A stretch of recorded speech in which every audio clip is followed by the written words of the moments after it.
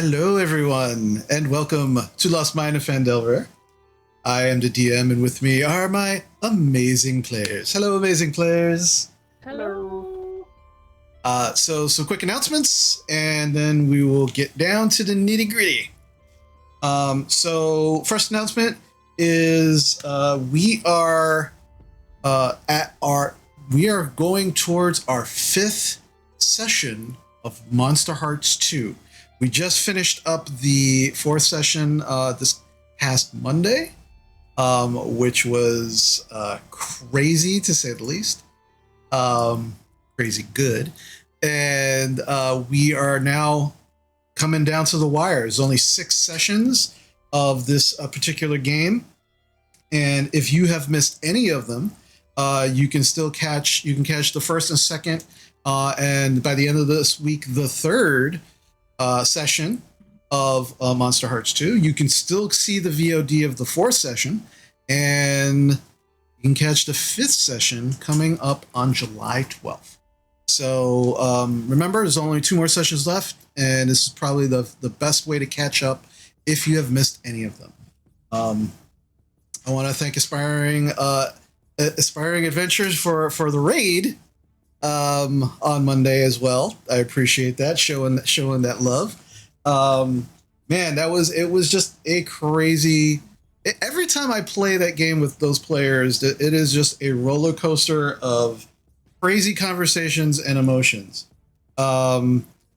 Teenagers who are secretly monsters. So it's kind of like Buffy and Angel and I don't know, what are some other teen dramas that existed in that, because I never watched them. Riverdale, right? That's a thing. Riverdale, Vampire Diaries. There you go. Yeah, any of yeah. those. Just put them all in a blender, and then have me run that. So yeah, you can imagine the craziness that goes on. So our 5th session is coming up July 12th, and so catch up with any of the sessions if you missed them. Again, YouTube and here on Twitch VOD. And make sure to catch me tomorrow here at 8 p.m. I will actually 7:30 p.m. where we will have our Wildmount campaign. So if you're not getting enough D&D, you can catch us here 7:30 tomorrow. And also on Friday, if that's not enough, I'm doing Friday Night Magic at 8 p.m. If Magic's not your bag and you still need that fix of D&D, you can catch our friends at Unconventional Heroes, Julia and Jean here, while they'll be doing their Curse of Strahd campaign. So that'll be a lot of fun. And again, you're going to see during the break all of the different projects our wonderful players are partaking in and have. Whoop, we just lost someone. There we go. I was like, oh, John, you were just like right central stage. It's like, whoo, okay, John's given all of the announcements now. Hello. So let's. But yeah, please support all of the wonderful projects all of our players have going on. They're amazing, they're talented, they're wonderful. It is my absolute pleasure to share them with all of you, but they are amazing people who can do amazing things other than play this game. So please support all of the things that they do. And that's pretty much it for announcements. Today's a light announcement day. So without further delay, let's get back into our game. So, last game, you all, after not only defeating the Orcs of Wyvern Tor, the Orcs plus Ogre, and discovering what seemed to be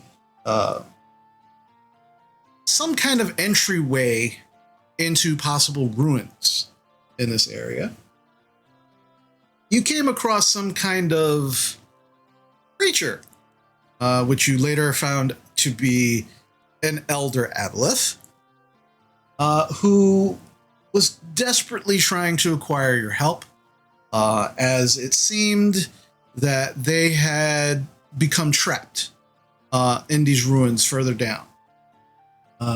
They were able to communicate with you and also kind of project an image of themselves to try and basically plead their case to your group. Unsuccessfully pleading that case to you all as you decided to beat feet and get the fuck out of Dodge, which was probably the right move, although he was promising knowledge, which definitely tweaked Basha's wizard senses there, wanting to possibly learn more. But after making the decision and making your way away from the actual excavation site that you had created, you then beseech the help of the goddess Lyra through her jovial apostle, Bocek, who then said that essentially she could fix it and make it so no one would find it and put it back exactly the way it was before you all found it.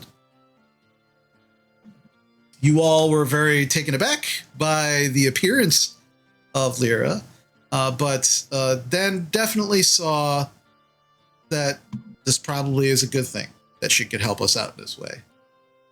You made your way back to the mining town of Phandalin, and in doing so, checked in on a couple of people. Checked in with Brent Gristleborn, the mountainous human man, who is the new blacksmith of Phandalin, who bestowed upon Gorpal an amazing set of armor made from the hide of the Grick that you had skinned in Cragmaw Castle. You presented a couple of challenges to him, which he gleefully accepted and asked you to come back in the morning so he could kind of give you details as he began research into everything that you had asked for. Drovar asking for the enchantment upon his axe Hugh to possibly be transferred without the kind of anxiousness around trees. Bocek was looking for something to kind of help him with his punching, and and Basha was looking for something along the lines of the armor that was somewhat discarded during the encounter with the Red Wizard of Thay.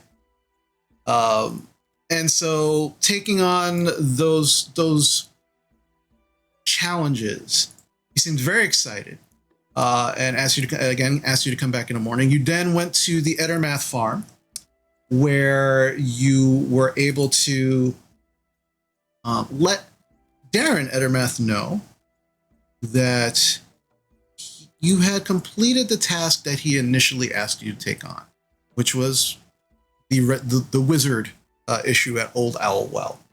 Upon reporting this to him and convincing him that it was completed and what had happened, you had all kind of had a first hypothetical but then frank discussion about how things should play out, and he offered you an introduction into a group known as the Order of the Gauntlet, a group that he retired from but still has some connections to. Explaining exactly what the order was to all of you, you all seem somewhat intrigued. But he also bestowed upon the group a pair of bracers of defense, which were given to Bocek, and as recompense for the actual task that you undertook. And you are it is currently about midday. You still have some time ahead of you to take care of other tasks and make other visits. Those are the only folks that you have visited thus far. And before we actually move forward, because I just realized this. I just want to let all of you in chat know that I did see that the inspirations for both the DM and the players were paused. They are currently now on, so you can actually give out inspirations if you wish, and because that's always a fun thing to do. But yeah, they are paused. If you don't see them on, you may just have to refresh your browser to get them going. Alrighty. So with that, you are all set and ready to go after your visit with Darren to continue whatever it is you would like to do. All right. So we still have to drop off the information with Sister Garela, I believe. I was just thinking that. Yeah. Well, that's in. I'm just looking in my notes for a name of necromancer that the book ended up with. I'll find it before we get to her. Okay. Wasn't it something crazy like Bojangles? No, that was the book she was looking for, but the creepy banshee lady gave me actual name of necromancer that it's with now. Right. It's like Bonejangle's spellbook is in the possession of creepy necromancer guy. That sort of thing. Yeah, that was... Well, 100 years ago, anyway. 100 years ago.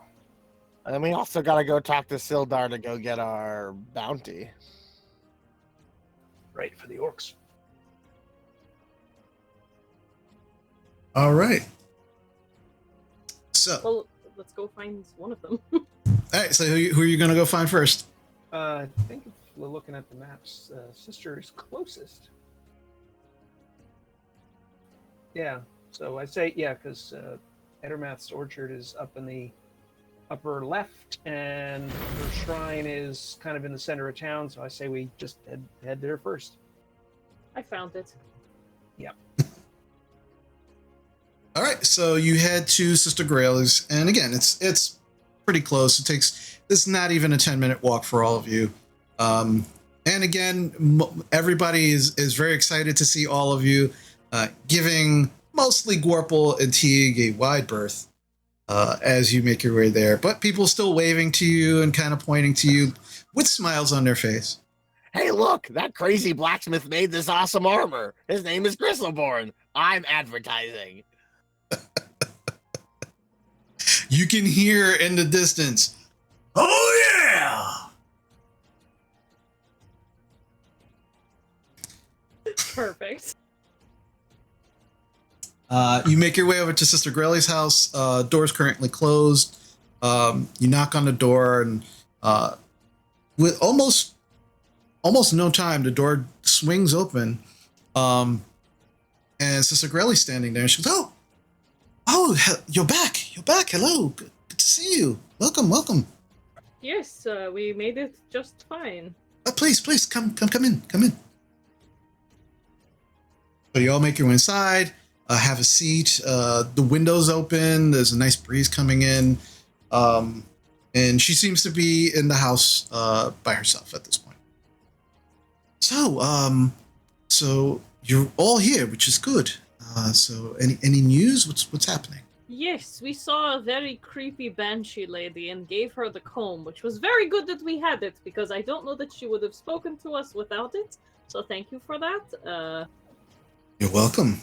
But she did give me very little information. I don't know if this is useful for you. Hold on. Let me.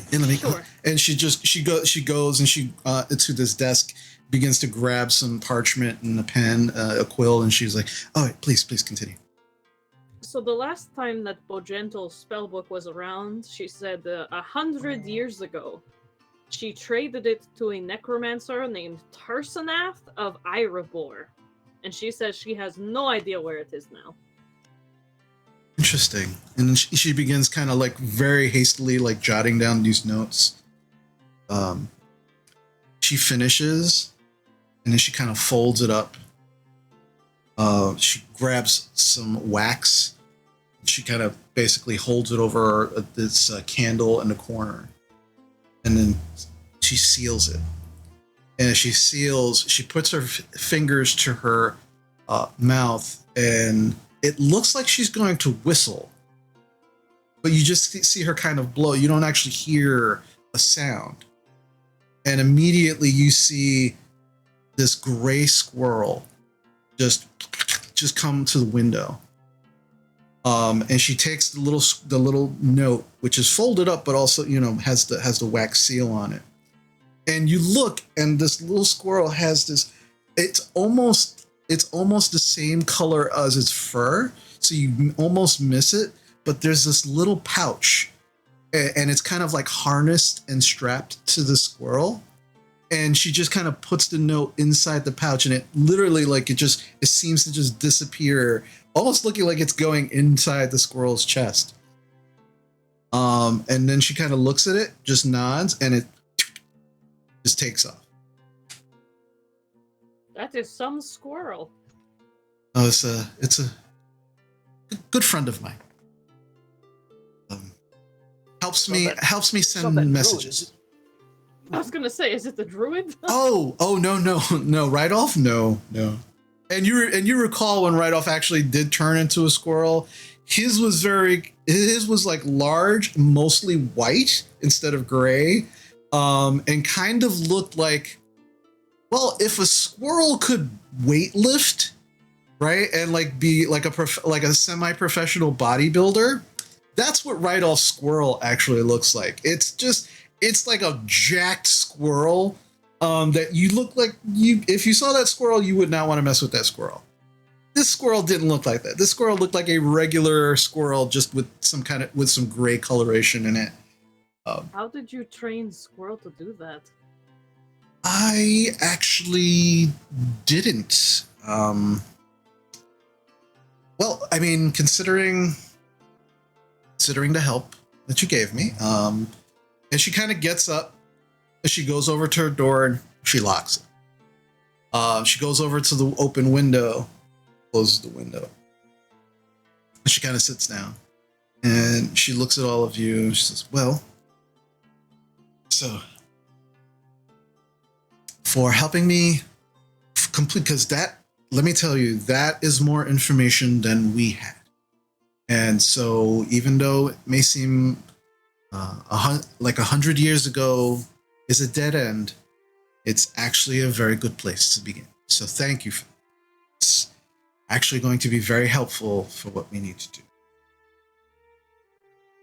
And what we need to do specifically, and by we, and she kind of looks at all of you for a moment, and it looks like she's trying to make up her mind about something. This is a little similar to how Darren was before he started talking about the order, but he seemed to want to make sure that you knew the gravity of what he was saying. She seems like she's still, with your help, a little unsure if she should actually say something. When she looks, she goes, well, I guess the first thing, I'll show you this and you tell me if it means anything to you. And on the lapels of the shirt that she's wearing, which are kind of like folded outward, she kind of pulls one back, and you see this small golden pin. And it's not like bright gold. It's like almost like a very muted gold, so the light actually doesn't shine off of it. And it's in the shape of a harp. Anybody who would like to can make a history check. I will do that.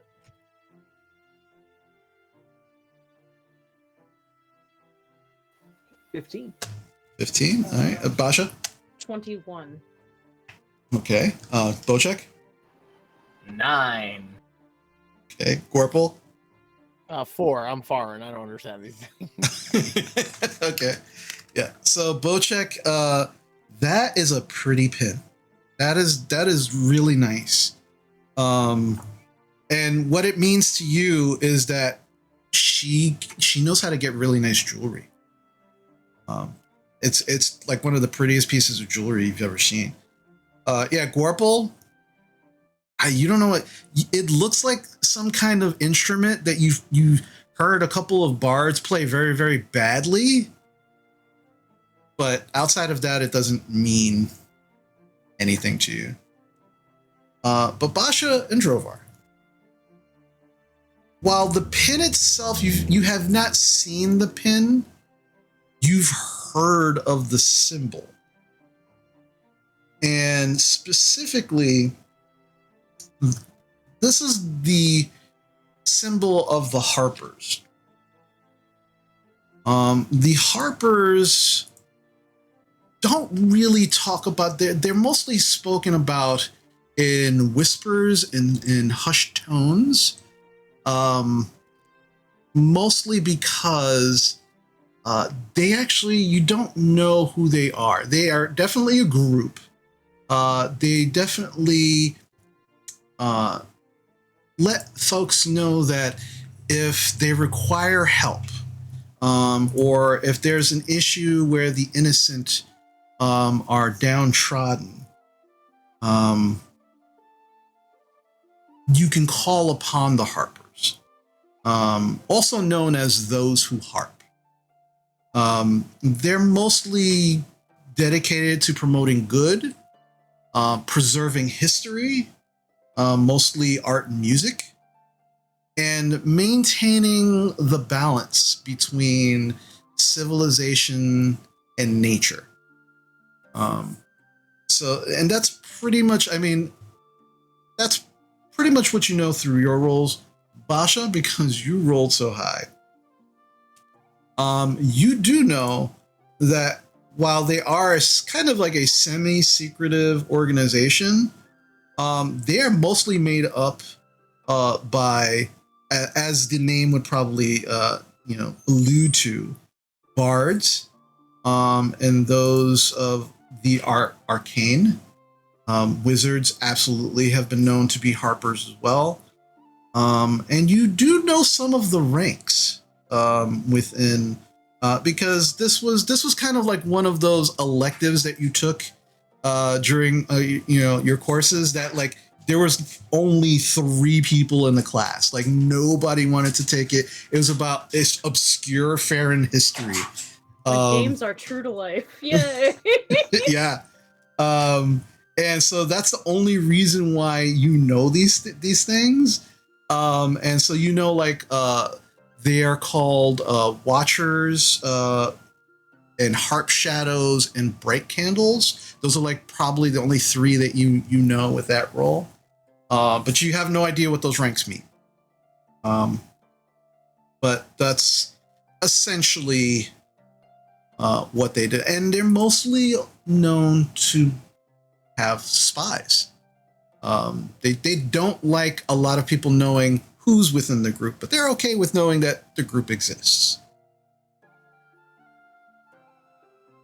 Yeah, so when Basha sees that, she'll kind of point at it like, oh, yes, that. Yes. Oh, yeah. Oh. And she nods very gravely, like, yes, I know what this is. Sister Grayley kind of raises her eyebrows a little and kind of nods. Okay, that's good. Some of you do still look a little confused. That is pretty harp. It is, yes. I don't understand why you wear your jewelry on the inside, but I imagine it's probably some sort of secret thing, because that's the only reason you would hide a symbol. So you're probably a criminal. They're not criminals. She chuckles. You're half right. I won't tell you which half you're right about. And she continues to laugh. You wear a lot of things to cover your wrists, so you probably have like a P brand or something, or a T brand for something. It's fine. I'll find it. Yeah, okay. Well, what I can do, as I said, our organization is dedicated to helping those who cannot help themselves, the oppressed mainly. And we definitely want to preserve history, because there are those who would destroy it. And best way to continue oppressing people is to make sure that they are uneducated, do not have the things needed to have learned from past mistakes. And so we do what we can to preserve those things, preserve the balance of civilization and nature as well. And should you be so inclined, because of the definite good that you've just done by getting us this information, it is within my power to induct you into the group as well, if you so wish. What's your feeling on like arcanists? You mean magic users and such? Like witches. He Witches. means like myself. He means like me. He calls me a witch all the time. Yeah, not those who speak the truth and speak to the spirits of the world and creation. I'm talking about those who like steal names. She looks very confused. Well, I believe I understand some of what you're saying. We do have druids within our organization, those who speak to nature and with nature and work with them in conjunction with nature. But we do have those of the arcane persuasion as well, bards, wizards as well. We don't. If someone is a harper, which is what our organization is called, and they have within them the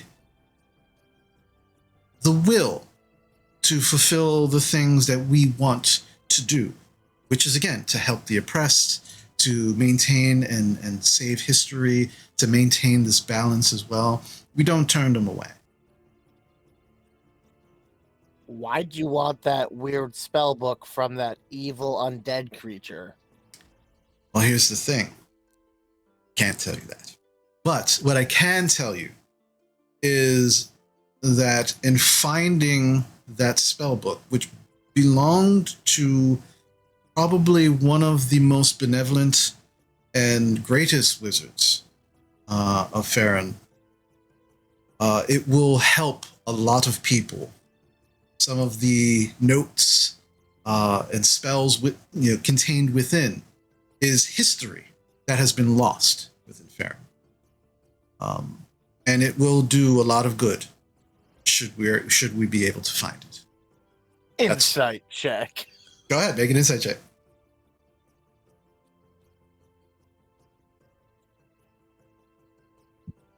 17. 17. You get the impression that there's definitely some things that she's holding back. She's not saying everything. But what she is telling you, she absolutely seems to believe. And she seems to also be pretty much on the level. Like the only deception that you're kind of getting from her is that she's not telling you the entirety, which she already said that, she can't. But what she did say, you believe. I appreciate what you can tell us, but I don't know. I feel like certain things should remain buried. As I kind of look at the group and lick my eyes. I kind of get the impression that these folk would be perfectly happy to leave certain things dormant. I don't get probably. it. I don't get it. What does you guess? If we hadn't been able to talk to your sky clown to fix that last problem, these are the folk we might have talked to say, hey, we've got a problem. Speaking of, if you need history that needs burying and being preserved but buried forever and never to be used, is that like something that you guys do? No, we try to uncover history. Gotcha. And protect it from being destroyed. So you don't... Okay, you want to keep things as they are. Interesting. Okay. Well, that's good to know. Because, in my line of work, sometimes you come across things that are, like, really old and, like, you might want to keep forever. Well, I'm not saying that we try and take them from people who are using them for good. But if they're either using them for evil purposes or the evil purpose is to suppress the information, then that's where we come in. So you wouldn't want someone who gets their hands on, say, some ancient secret and they start using it to try to build an empire for themselves. That's pretty much right off your list. Oh no, I mean we would definitely keep track of something like that, make sure to see exactly, well, what's the reason that they want to build an empire. If it's for nefarious reasons, we would definitely do something about it. All right, well, that explains it to me. I'm not sure you're quite my speed, but I'll keep what you've shown us to myself. Yeah, yes, thank you. Speaking of speed, don't you owe us some payment in like potions or something? Absolutely. Well, I did not forget. I do jobs, I get paid. That's my speed. I don't know any of this weird fancy harp things. I gotta say, I like having go up around. It takes the focus off of dwarves as being the greedy ones. Right? Well, no, I did not forget. I definitely have your payment. And considering how long you were gone, I was actually able to increase that payment. So give me a moment. And she kind of goes into one of the back rooms. You hear her kind of rustling around, and she comes back with... Drovar, I'm not greedy. I just have a shorter life, so I need to get more money to spend quicker. It's really just kind of a better credit system. Oh, okay, well, if you want to explain it to yourself that way, that's fine. Doesn't come across like that, just that, No, it does not. Well, I mean, I didn't get to own anything when I was part of my tribe. It was a group thing, so now I get to have all my stuff. It's pretty cool. She comes back out of the room, and she has 4 potion vials. She's like, all right, well, these 2 here are greater healing potions. And these 2 are your run-of-the-mill healing potions. While you were gone, I was able to actually acquire 2 more. So I hope these will do some good. So how many was that total? 2 greater and 2 regular.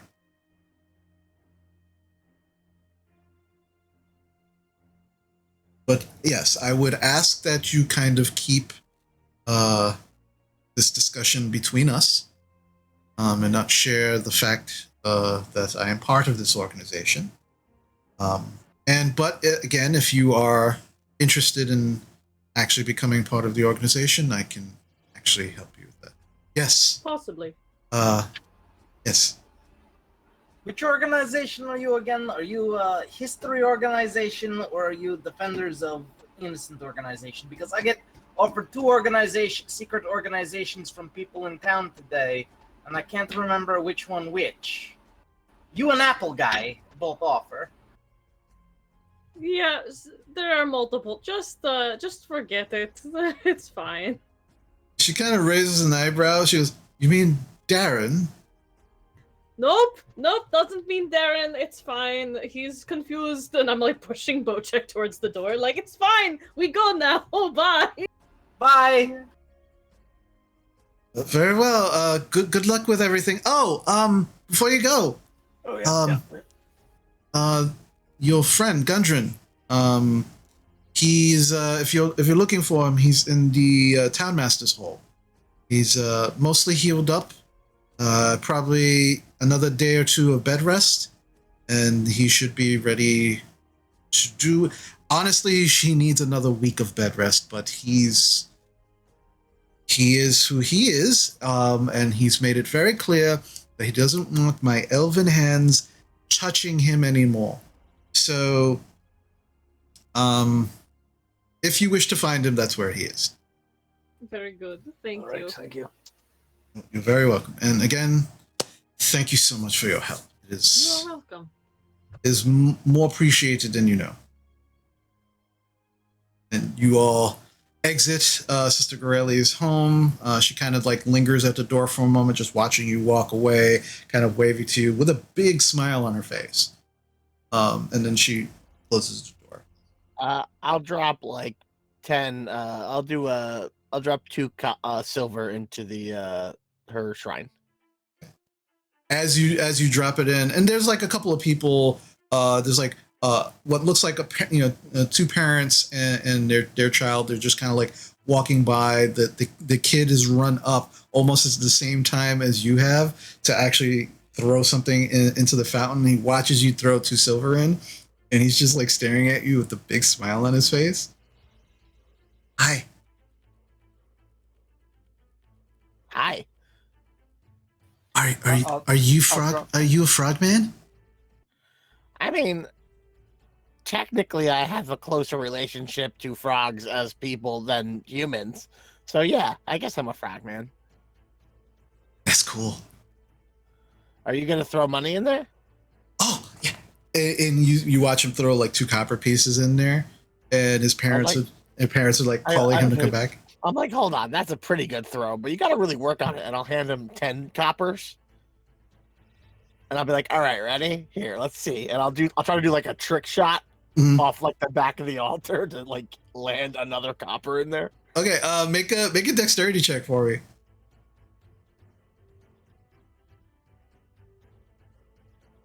Natural 20 for a 24.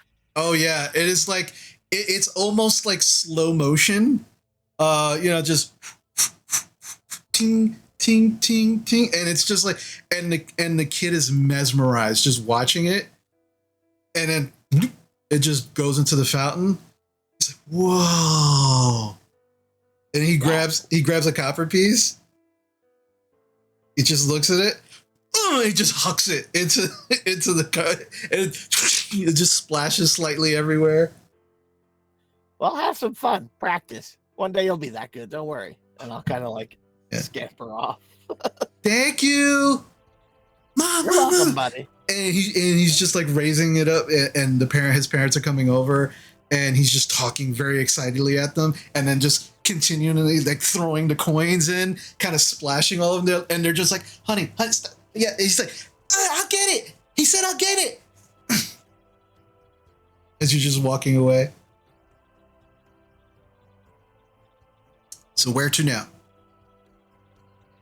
Where else do we have to go? There was one other place you said. We want to go back to Sildar. Oh, okay. Then let's go to Sildar. I drop a gold in the shrine. It's like once everyone is left and no one's watching, I just. Bloop. Okay.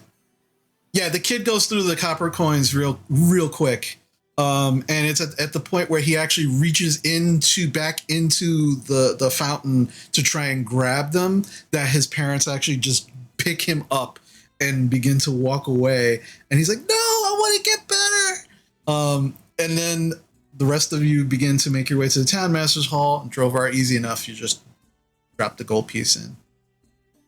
You swear you hear a tinkling of bells, but you continue walking with the group. You make your way over to the town master hall. There is a guard. You recall this guard from when you were in town earlier. He sees you, immediately recognizes you, allows you to go in without stopping you. You make your way to Sildar's office. And Sildar is, as usual, sitting behind this desk, piles of parchment in front of him. He's clearly going through everything. He doesn't seem very harried. He actually seems very much in his element, but definitely very, very busy. Then as you walk in, he doesn't even look up. And he's like, yes, how can I help all of you? And he's we have returned. And he looks at you, my friends, it's excellent to see you. Drops everything, gets up, walks over. Basha gives you a huge hug. Drovar, he goes to give you a hug, looks at you, and then pats you up. Yeah, hugs you. Goes over to you, Bocek, pats you up on the shoulder. And Gorple, I think he wants a hug. You should give Bocek a hug. Oh, all right. He kind of reaches and you can hear, yeah, you can hear like, oh, yeah, that's the spot. Yes. Oh, good. Thank you. Oh, I haven't had my back cracked in a while. That was great. Thank you. And hello. He goes to give you a hug. Warple kind of thinks better of it. And he goes, hello. That's probably wise. I recall. Do you see my armor? It was made by that Smith Gristleborn, and it's awesome because it's from a creature we killed. Oh yes, Grint. He's my personal blacksmith. I'm so glad he came out here. I mean, I was sponsoring him while he was out in Neverwinter. He had some issues, and he came in with the last group from the Lord's Alliance. He purchased the blacksmithy, and I never have to worry anymore. He's within throwing distance. It's amazing. I'm glad you've met him. He is a genius. I feel like the building within throwing distance also means your buildings within exploding distance, just as a heads up. Yeah. Oh, no. We've cordoned off the area. We know exactly where the blast radius could possibly land. So Yeah, he definitely looks like someone who likes to push the boundaries, though. We were thinking you might want to set him up in the space under the manor. Oh, it's still being cleared. Oh, yeah, but he's got plenty of room to build and blow up whatever he likes down there. Oh, yes. Trust me, we are reinforcing some areas specifically for him. So, good call. Great minds.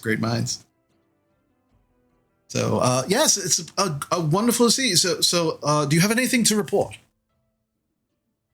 We cleared out those orcs by Wyvern Tor. Oh, good. Yes. Excellent. I believe, and he begins kind of like going through some of the parchments. Oh, yes. There was this thing from the ass. I'm sorry, my predecessor here.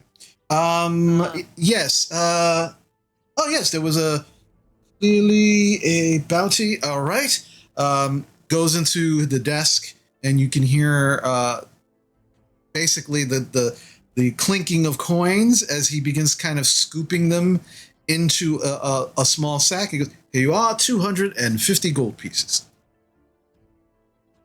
It's a little bit extra in there because I like you all. My lips go into that really wide giant frog smile. Man, I'm getting really good at this job. All right. Have you found anything further out about possibly the spider or anything of that nature? No, but I think Gundren's about to chew his own arm off to get going, so we should finish up what we're doing here, and I think we're gonna have to just go straight and learn what we can about the spider from the bastard himself. Well, I will say that Radolf is probably somewhere in town. He probably returned. Oh yeah, I forgot about him. Do you know where he is? He was scouting for us. I haven't seen him recently, but I do know he was staying over at Colleen's farm before he had left. So you might want to check there if he's anywhere. And where's Gundy, your best friend? Oh, he's and he kind of points like basically through the walls. He's like 2 doors down. We've got him set up. It's all comfy now. You're not wrong. He is kind of chomping at the bit. He's not liking the whole bed rest situation. So this might be an actual very good distraction for you to go and see him and talk with him and make whatever plans you need to make. I think we should stop at the farm, give him a few more time to not know we're here, because he might be like, we're leaving right now if we show up. Yeah. It's not going to be long before he realizes we're here, though. People are going to start talking about your lizards back. That's fine. He can't yell at us if he don't see us. Let's get drunk tonight and tell him we're here tomorrow. Works for me. You could probably do that. I mean, worst comes to worst, he's gonna find us at the bar, and then you just start buying him drinks until he doesn't get a word in. Well, I mean, he kind of sticks his head out. He walks over, sticks his head out the doorway. He's like, he really isn't in the drinking is not really good for him at this moment. He's got Sister two Colleen. brothers missing. It's family. He's not going to be put off. Now we need that blacksmith to see what he can do for us tomorrow. So we're not heading out today. All right, all right. He could use a little bit more time to re-knit himself a bit. So we'll talk to him today and say, look, tomorrow it's the earliest, but we got to make sure we're ready, and we got a couple of irons on the fire to prepare ourselves. This crazy fellow is going to be hopefully making some new stuff for us that we'll need. Sister Colleen has given him some special medicines or drafts of some sort where they leave him pretty weak but heal his body a little quicker. So that's what I mean by the drinking. He's really, when I say he's on bed rest, it's very difficult for him to actually get out of the bed. But yes, I mean, absolutely don't take too long. But absolutely, you all deserve, with everything that you've done for this town and everything that you're doing, absolutely get some rest. Absolutely have a few drinks. Live it up while you can, and then come back in the morning and come see Gundren. I'm sure he'll definitely be happy to see you. Okay. Well, now that we each have 62 more gold per person, here you go, Bochek, here's yours. Yeah, we can go and drink tonight. Why don't you give the bigger healing potions to Drovar and Bochek? I was thinking that. Here you go, Likewise, Drovar, one for you, Bochek, one for you, and you and me just get the old regular ones. What type was the larger one? Greater. Greater. Of healing greater. Yeah, I mean, I have so many good berries, and I can also heal, so I don't really need a big potion. All right. So you begin making your way out of the Townmaster's Hall. And what is your next destination? What are you guys planning on doing now? I think we're gonna head to the halfling farm, but can I stop at the cloister to pick up like 20 more bolts? Yeah, you can do that. Yeah, I'm not like, oh god, I gotta buy so much stuff. I'm just like, oh, I shot like 20 of my 60 bolts, or almost 30 of them. I probably need a resupply if I need to murder people.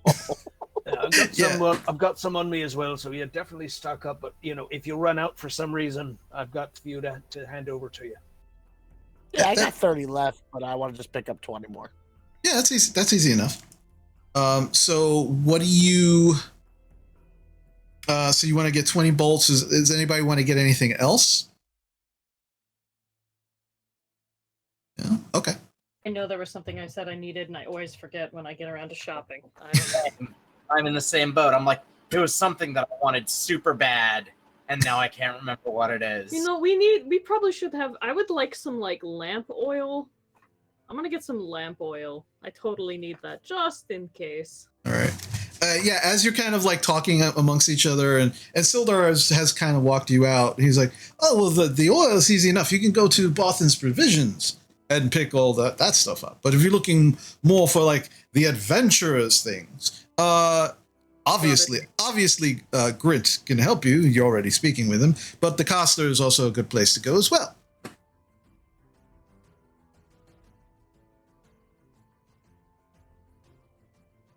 Sounds good. Oh, Sildar, one last thing before you go. Did that family, did they leave with the caravan like they said they would already? Did they get out safely? Okay. Yes, good. they definitely got there safely.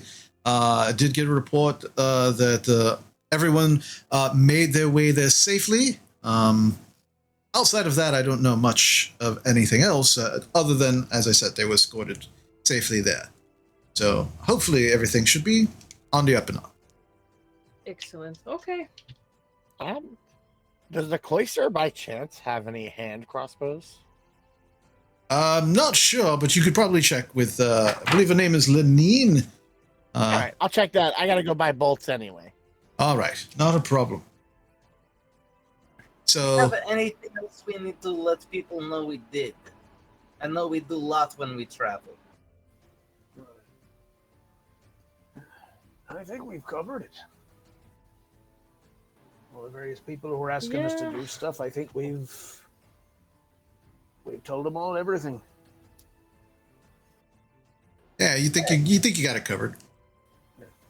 All right, so it's party time. Except I definitely want to take a bath first. But wait, no, I don't. Every time I do that, I miss the start of the party that you all No, go to. Bojack going to go like jump in lake or something and clean Okay. stuff off. No, All right, let's go check to see if the druid's come back. Because if he hasn't come back yet, that's something. That's problematic. Then we need to go on separate side quests. Go save Druid Man. Yeah. Of course, if he's in trouble, he's at the mine. But yeah, let's see if he came back. All right. So you make your way over to the Quilleen's farm.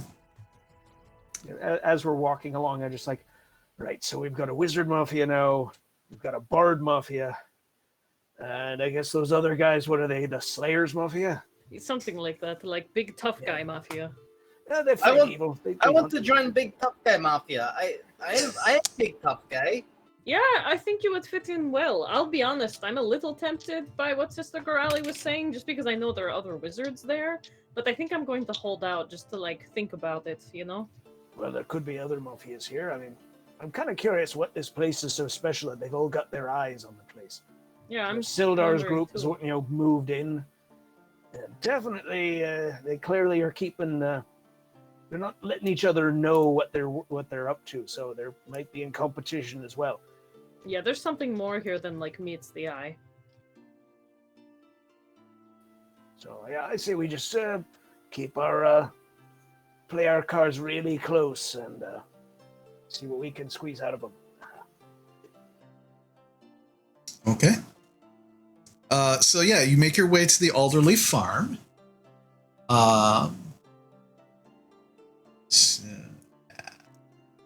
Bam. Alderleaf farm. As you make your way there, you can see on the porch, you can see Colleen. She's kind of sitting there. She's also, as usual, kind of smoking her pipe. You can see in the distance, like kind of behind the house, some movement and some motions. And as you kind of take a look, you can see some of her farm hands actually working and tilling the farm behind the house.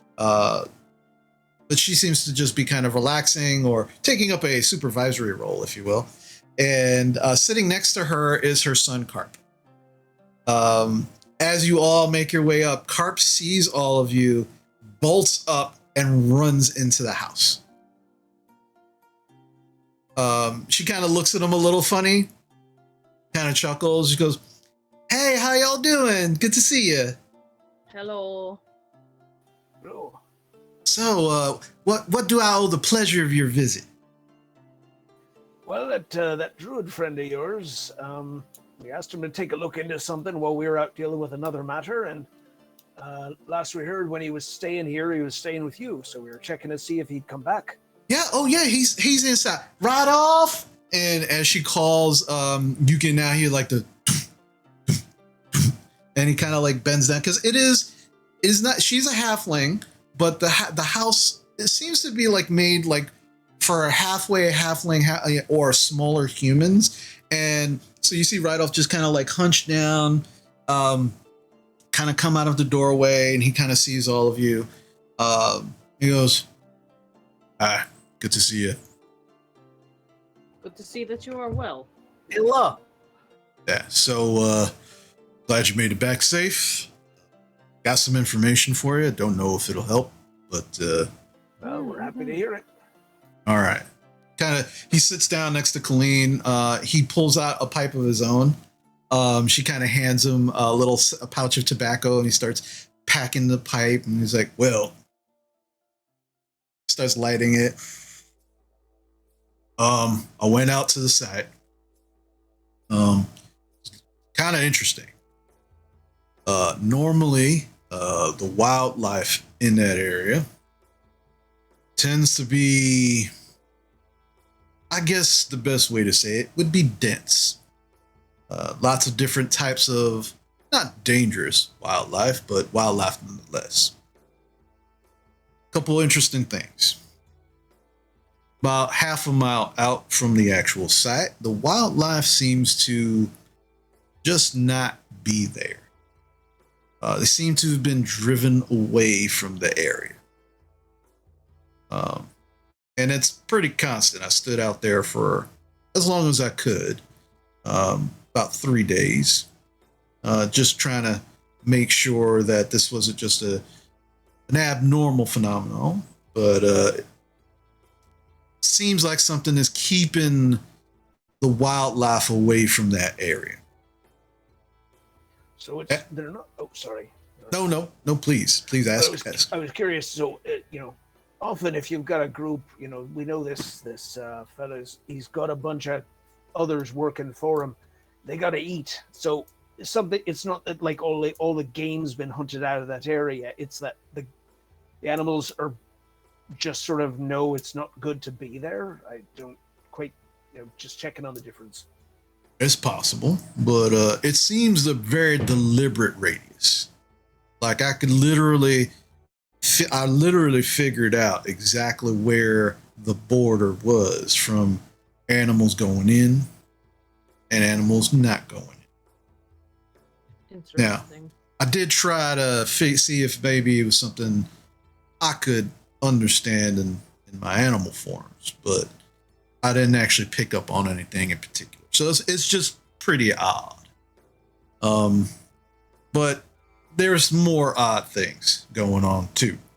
The actual location of where the entrance should be, it is blocked off. Now it was mostly hidden by natural formations of rock and such, which also helped to keep, people who might be looking for it to not see it right away. But I knew where that was. It is completely blocked off now. There's just rocks and formations that were not there previously. They are not illusions, because I did try to check to see, maybe somebody had put up an illusion to keep more people from trying to see the area.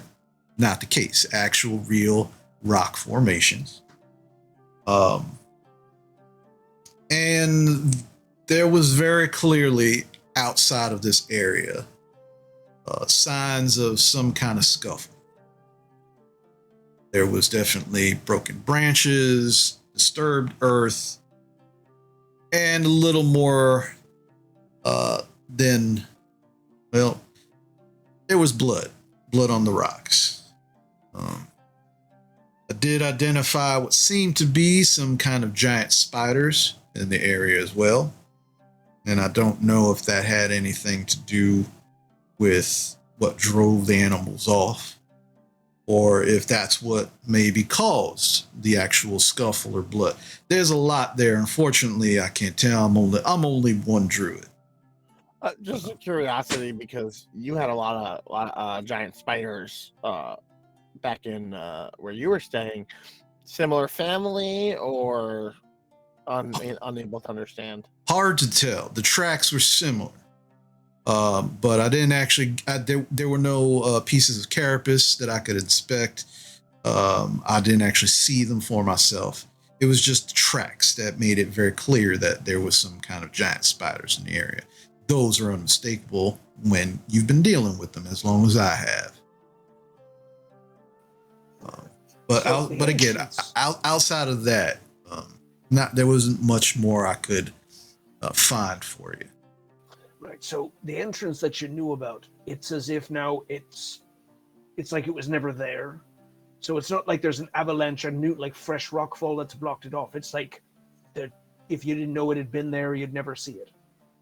A little bit of both. It definitely seems like there was rock formations brought to that area.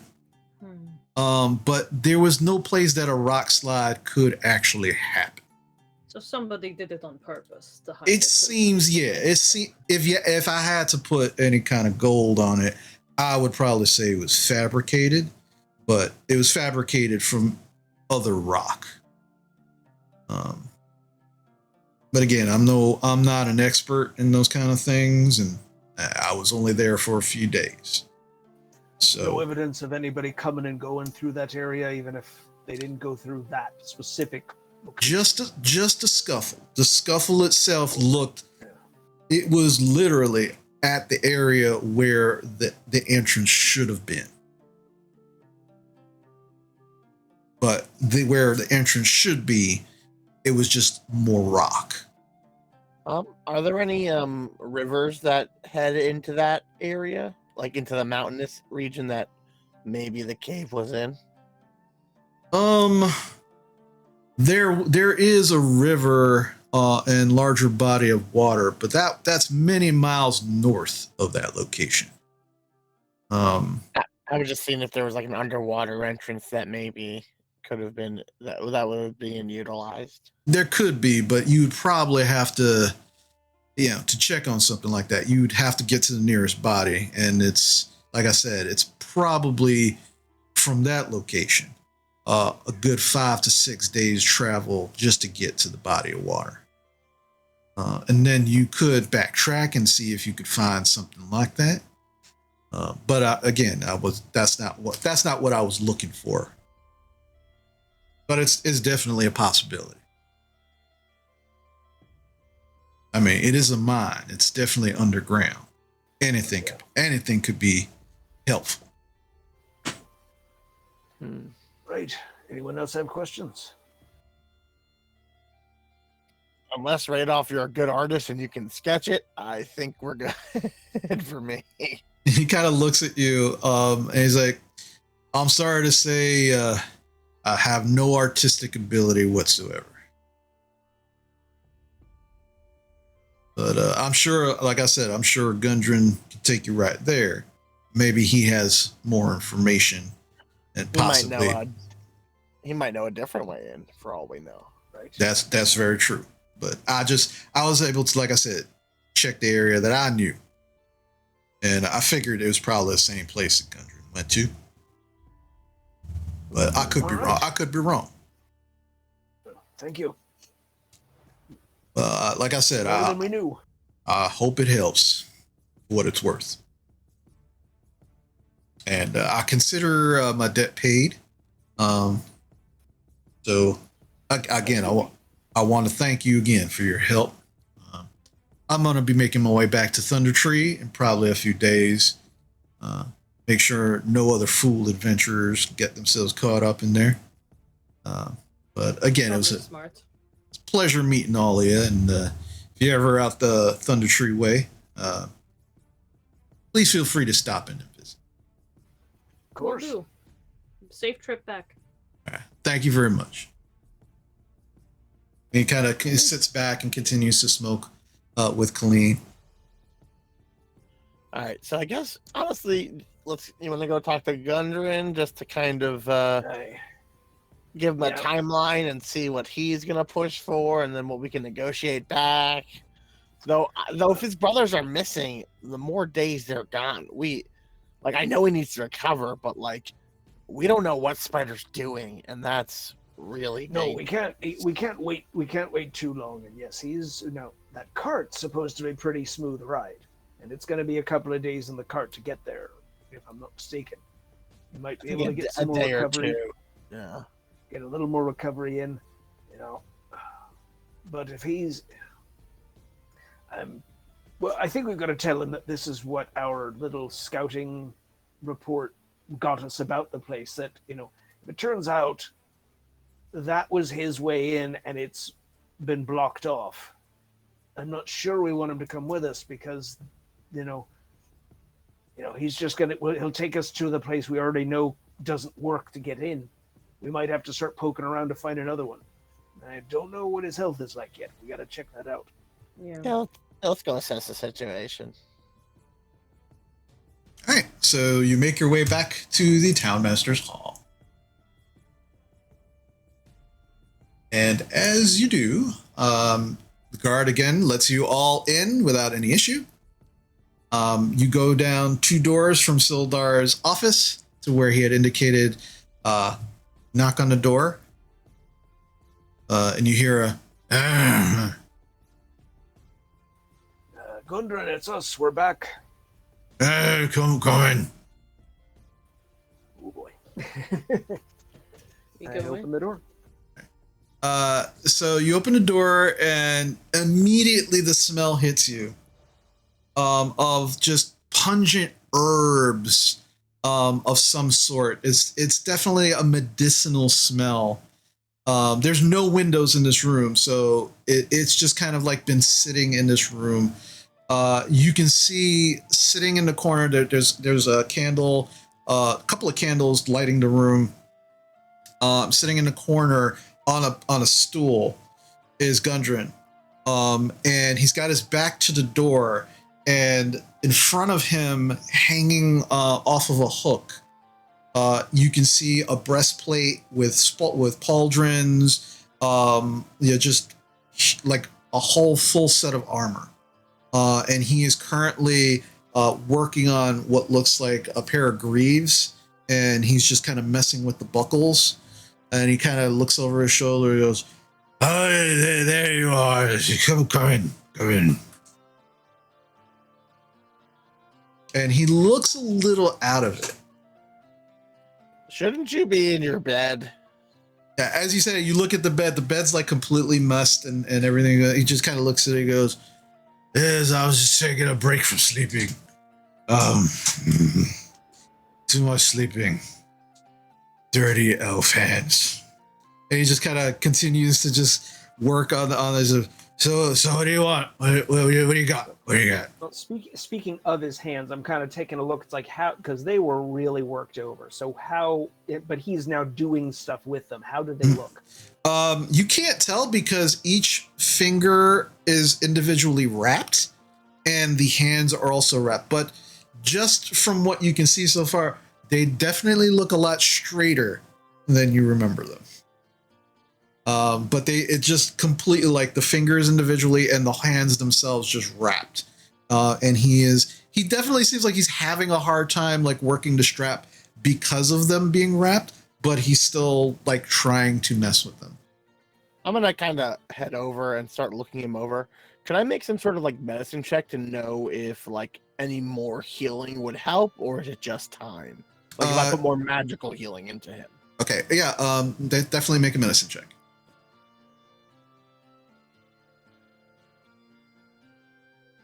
I rolled a real die because I forgot about D&D Beyond. 22. 22. All right. Yeah, you're kind of like giving him a once over.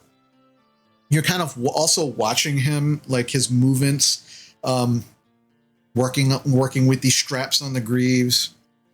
You watch as he kind of turns and he kind of looks at you, and you see his eyes are completely dilated, just taking in all of the light that's going on. You're not, and you remember, that dwarves do have dark vision, so this might be actually, an aspect of that, because it's not brightly lit in this room, but it is definitely, that could be it. You also kind of smell the poultice and the medicinal herbs, and through all of that, you kind of gather that he actually looks like he's mostly healed.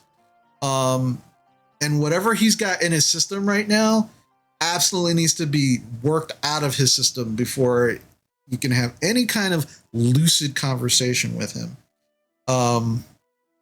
But probably you'd be able to better assess his mental state after that's out. But physically, he actually looks pretty well healed. Like you can see, like the work that you did on his legs.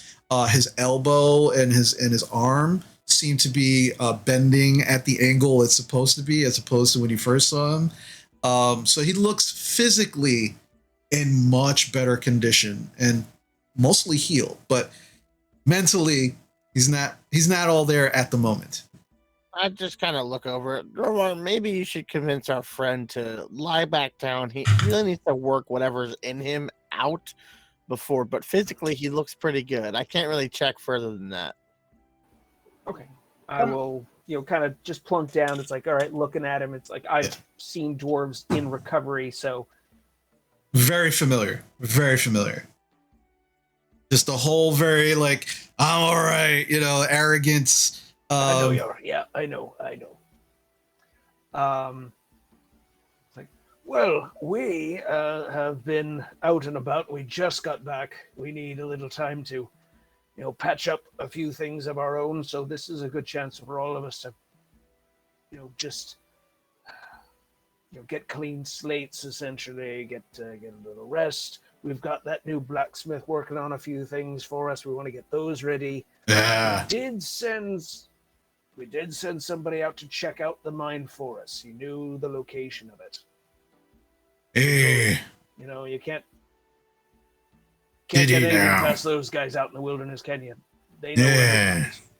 Yeah, druids got their noses in everything in nature. Okay. But we thought, if there's some folks that some bad folks sitting there in the mine, we wanted to find out, are they trying to fortify it, or what are they doing? Well, he came back and he said the entrance is gone. So can you Yeah, it sure is. all right, okay, look, all right, Gundren, look at me now. Did you and your brothers seal it up yourselves and find you have another way in? Oh, let me tell you something, Sonny Jim. The only way to that mine is through the blood of a rock seeker. Otherwise, nobody's getting in.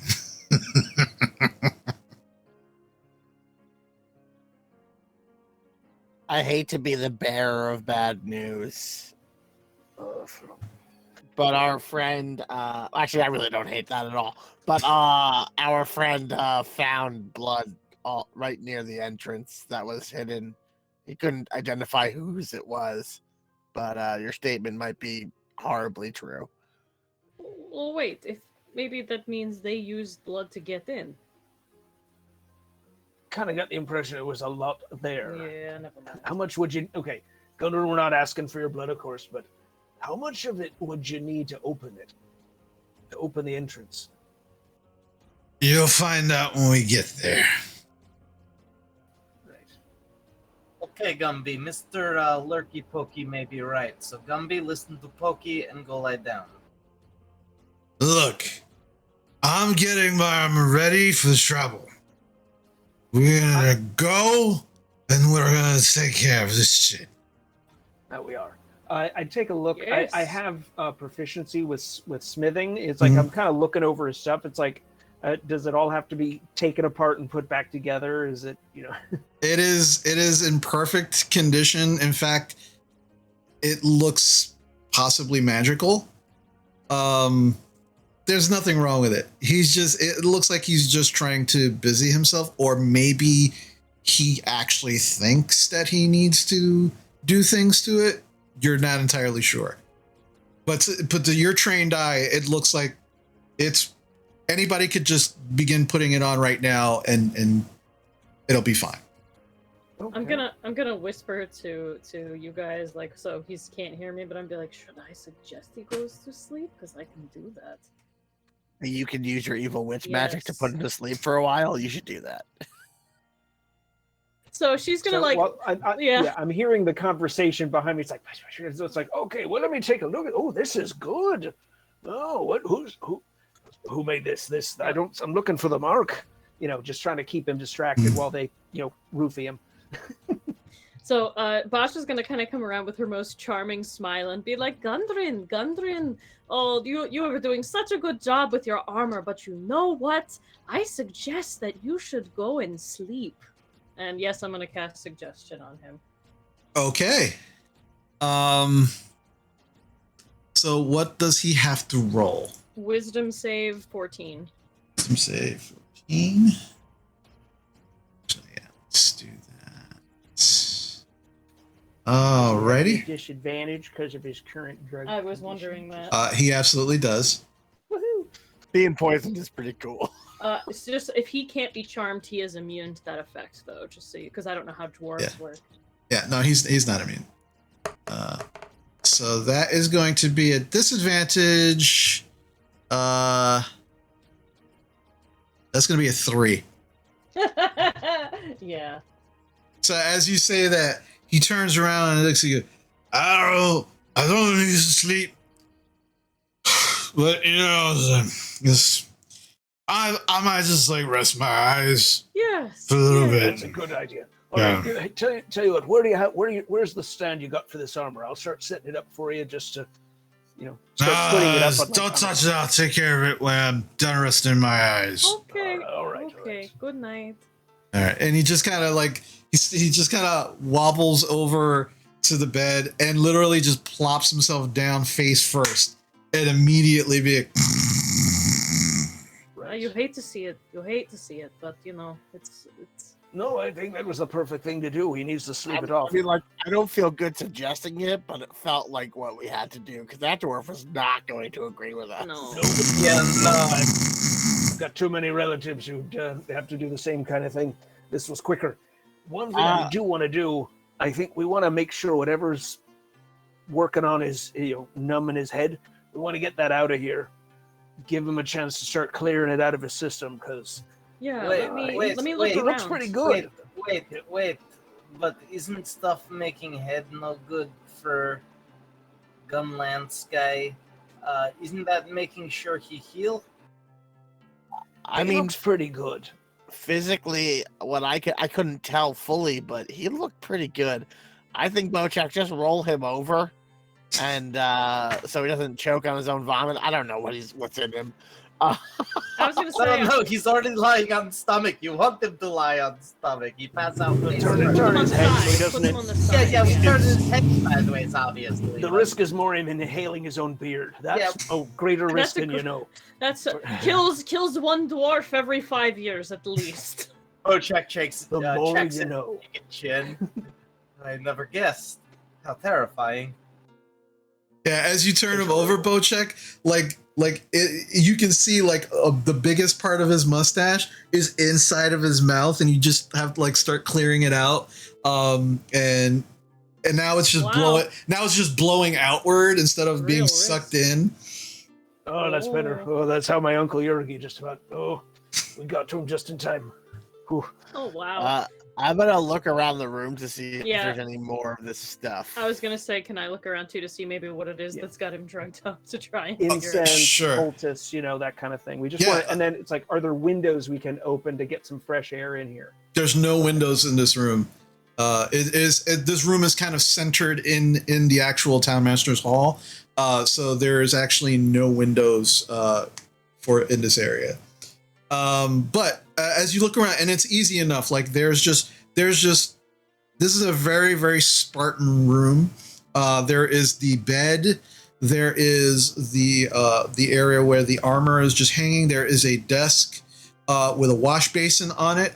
And next to the wash basin, there are a few of empty vials, 3 empty vials. And what the smell is actually coming from, it seems like this kind of round tin with this kind of almost brownish gel inside of it. And that's where that smell is coming from. Anybody wants to make a medicine check to kind of figure out what that is? I will. Yeah.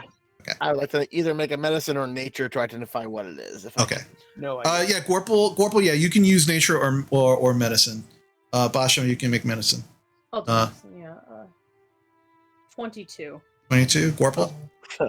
10. 10.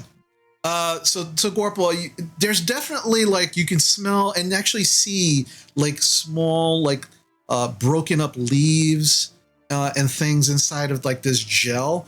And you can't identify exactly which herbs are, but definitely from nature. This has been made from nature. Basha, this is basically some kind of healing poultice. And for essentially, there seems to only be maybe two uses left of it currently, and it for mechanical purposes, if you apply over the next minute, you heal 2 hit points. you can hear me, but everything's frozen. Oh. Is And- it? Oh, I'm good.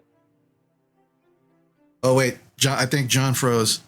Oh, he just froze. Okay. Oh, there. Okay, I think back. he's back. Can you hear us, John? Oh, not yet. Drovar. Uh-oh. Oh no. We can hear him and see him, but he can't hear or see us. Yeah. Oh no.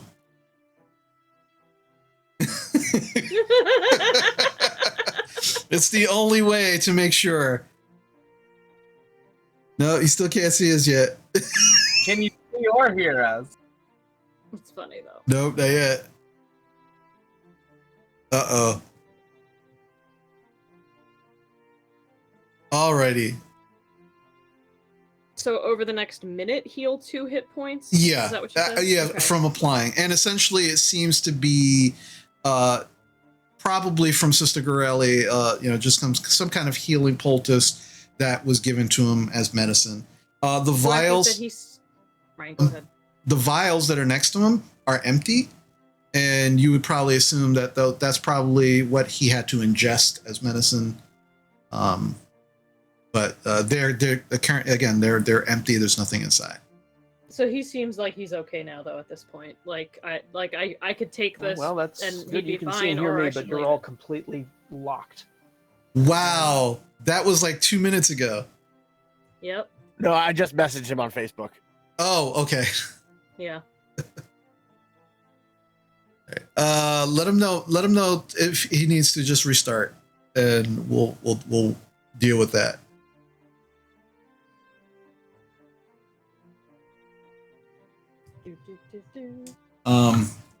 But yeah, you're not sure if he still needs it or not. But there seems to only be 2 uses of it left. Oh, so this is his healing potion then, Gorple. It's probably what's been making him, weird. But there's only 2 doses left, so it's probably okay.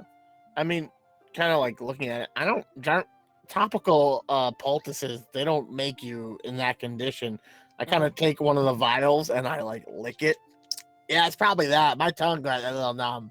Yeah. Oh yeah. No, absolutely. You lick it, and while there is like the hint of some kind of poison, it is definitely diluted. And you're not 100% sure what this is, but there also is a hint of healing potion to it too. Yeah, I mean, honestly, for some of our more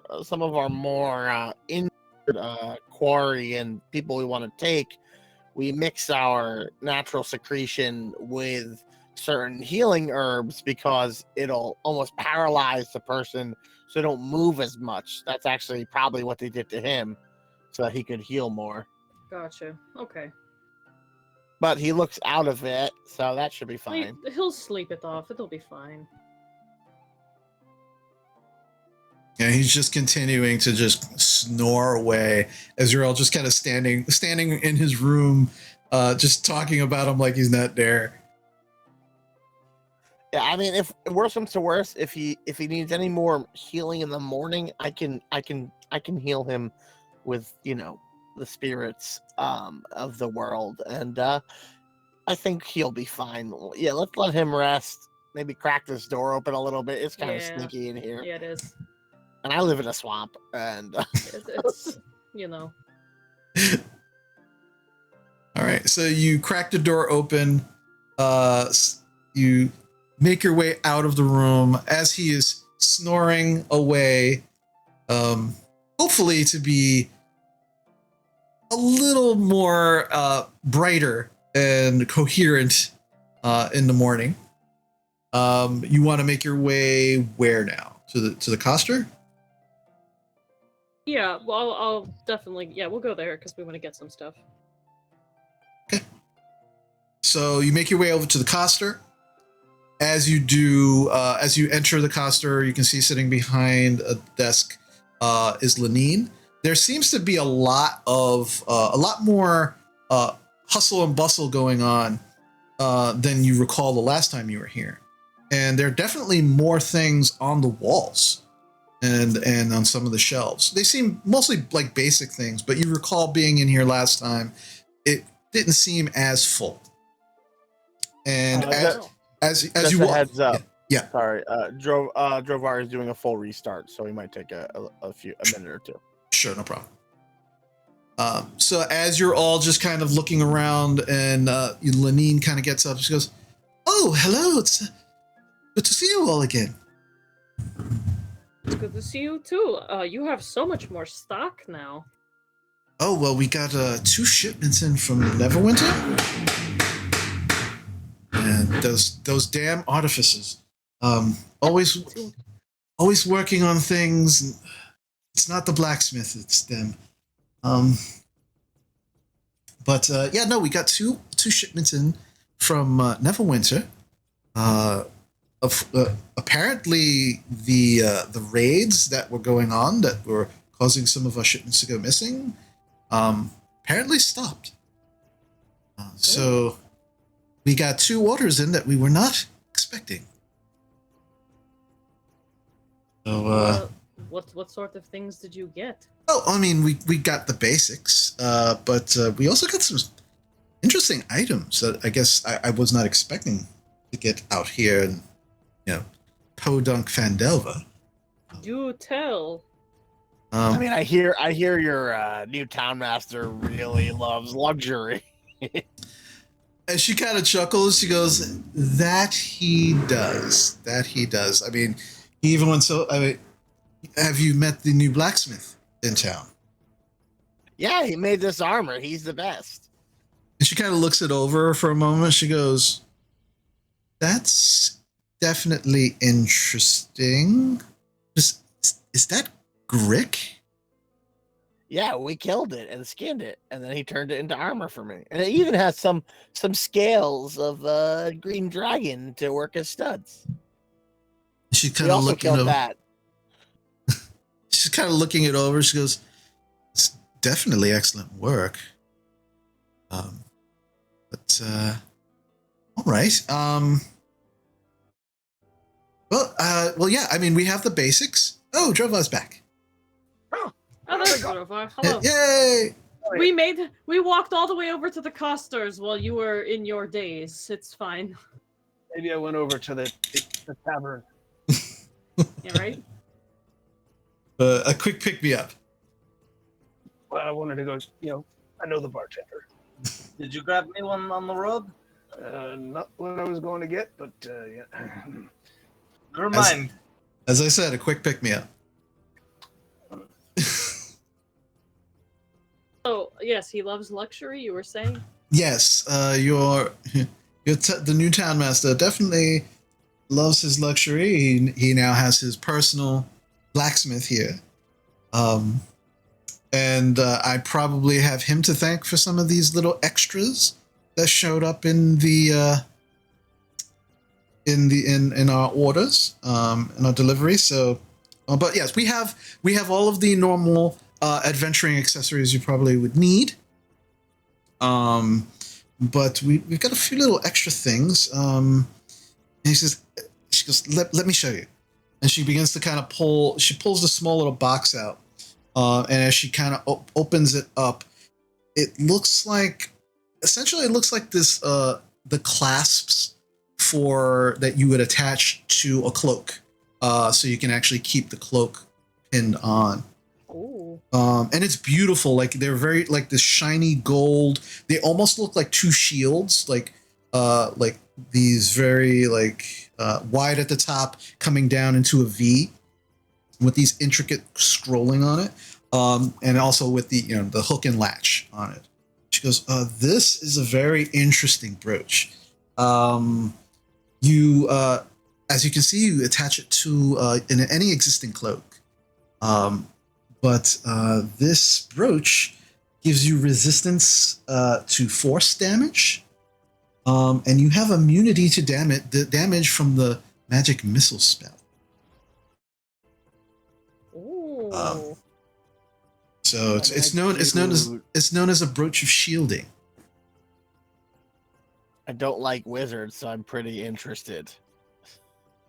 So if that's something you're interested in, that is going to run you 350 gold pieces.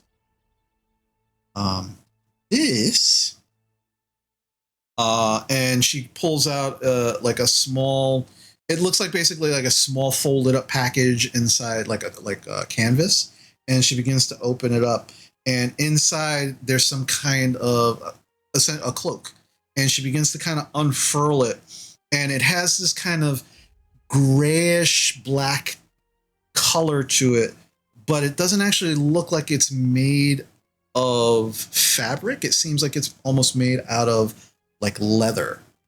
And as she kind of pulls it out, it has this, it also looks like it has like this long, thin piece at the very end. There's some gold trim and runes around the actual head, and she goes, "This is the cloak of the Manta Ray. While wearing this cloak with the hood up, you can breathe underwater, and you have a swimming speed of 60 feet. Pulling the hood up or down requires an action." We definitely, somebody needs that. One of us should definitely get that. This cloak will run you about 2,000 gold pieces. Woo, steep, but yeah, that's fair. Oh, this and she kind of looks around for a minute. She goes, "Those are the friend prices. I know what you've been doing around town for people." Thank you, I appreciate that. And then this little chestnut here, and then she kind of pulls it up, and it looks like a clear glass flask with a cork on the top, and inside is it looks like water. And she just kind of looks at it. She goes, "So it's kind of heavy," and she kind of hands it to you, Basha. And you kind of feel it, and it feels like it's like about 2 pounds. Like it's definitely, it's filled to the brim with water. She goes, "This is the decanter of endless water." Ooh. This. All right, we need that. We need We need that for boat check. No, I need that. No, I need We that. both. Okay. I take sleep it. in water. And there are I'll places take we don't it. have water. I'll take it. Jeez. Well, you both can use it, okay? It's endless. You don't have to fight over it. I don't You have can to carry share. 5 extra water. Children, water. share. I carry so much water on me. Gorple might use it all. You don't even know what it does yet. endless. You don't even know what it Okay, does yeah. yet. Shh, let's hear what it does. She's just like kind of like laughing as you're all arguing over this thing. She kind of takes it away from you, Basha. She's like, "Well,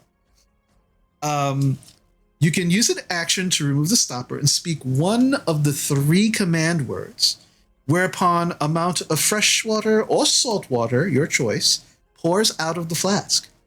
The water stops pouring out at the start of your next turn. You can choose from one of the following options.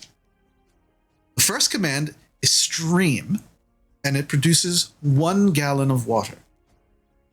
The second one is fountain. It produces 5 gallons of water. The third is geyser. It produces 30 gallons of water that gushes forth in a geyser 30 feet long and 1 foot wide. As a bonus action, while holding the decanter, you can aim the geyser at a creature you can see within 30 feet of you. The target must succeed on a DC 13 strength saving throw, or take 1d4 bludgeoning damage and fall prone. Instead of a creature, you can target an object that isn't being worn or carried and that weighs no more than 200 pounds. The object is either knocked over and pushed up to 15 feet away from you. And that little thing with the friend price will be 750 gold pieces. We can do that. And we also have a few pieces of ammunition that have been magically enchanted as well. Not a lot, but we have a few. We have some arrows, we have some bolts, and we have some darts. All magically enchanted. What do the darts and crossbow bolts cost? Well, the darts, they just do... Those are magically enchanted. We have 3 of those. Those actually, they just do a little more damage, essentially darts +1. And those will run you 75 gold pieces each. The bolts, we have 2+1 bolts. and 1 fire bolt. The +1 bolts also 75 gold a piece. The fire bolt is 150 gold. And the fire bolt essentially, upon hitting, does an extra 2d6 fire damage, but afterwards is incinerated. So it's essentially one use. But if I miss with the other bolts, I might have a chance of retrieving them, just not the fire bolt. Yes. Well, no. The fire bolt will only be activated upon actual hitting something, upon impact. If you miss, there is a good chance you could probably recover it and it'll be intact. But if it hits a wall or something per se, it might actually activate and be lost. Would you be willing to purchase my old scale mail? I mean, it is used, but it is made of exotic materials, and also it'll fit most small races, which is generally a custom order you would have to get. So it's a little exotic, but I don't know. I don't have a use for it anymore. I'll take a look at it. So you pull it out. She begins to kind of examine it. Let's see. I actually think this might be good for someone I know, to be very honest. I will personally purchase this from you for 75 gold pieces. I mean, that's a lot. I appreciate it. It's very used. It's fine. The person who needs it is kind of starting out. Okay. I kind of like my eyes light up. Yeah, deal. As I'm like, that did not cost that much to me. I was like, she actually genuinely seems excited at this being this size, especially when you said, special made and everything. It seems like she wants it without any complications. Yeah, I hand her over. Well, I mean, this is one of the first creatures I've ever hunted. It's a thunder beast from Cholt. So if you ever want to tell them that story. Thunder beast. Is it anything like your mount? Yeah, but like 3 or 4 times the size, and it has a giant boulder tail. Oh, that's good to know. Yes, it would actually. I think the person that this is going to go to would actually enjoy the tale of exactly where it came from. So thank you for that. I appreciate that. Yes. So I can actually give you one of the bolts in exchange for it if you wish. I'll take the gold for right now because certain things are very pricey that it might be more useful. Very well. And she gives you the 75 gold. All right. But those are like those are the very special items that we have. Everything else we have is kind of, the regular gear that you would actually need or find. No spell scrolls in, I'm assuming. No, I'm very sorry. That's okay. Oh, it's worth asking. Okay. Weird question again.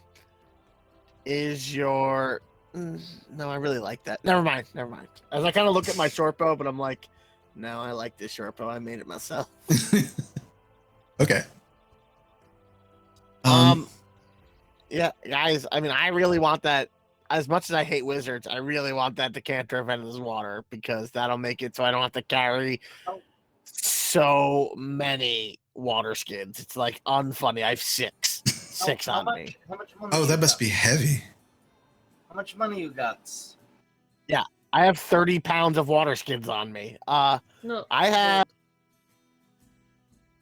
If I add everything up, about 248 gold. Okay, let me carry the. Can someone? Oh wait, I have it. Basha, you wrote down for me. Hold on. Yes, I did. I mean, I do have 2 malachites, but I don't know. They look valuable, but I'm not 100% sure the price. And I don't know what. I think they're 10 gold a piece usually, but they might be worth more depending on who needs it. I also have one for some reason. I have 1 piece of malachite and 470 gold. Yeah. All I right. also have malachite, and I have 3 AD gold and some platinum.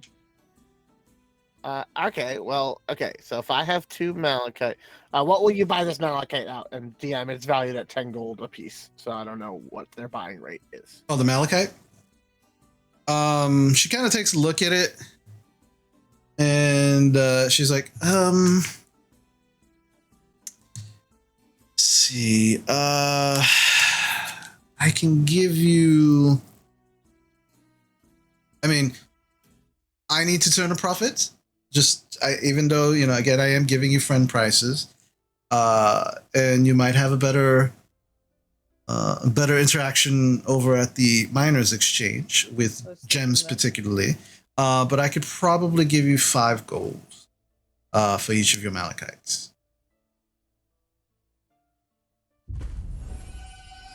Okay, well, all right. So, is there anything that you guys are interested, kind of gesturing to Drovar and I Basha? don't think Drover's not actually. I mean, I guess he is there, but since I wasn't there when you walked in,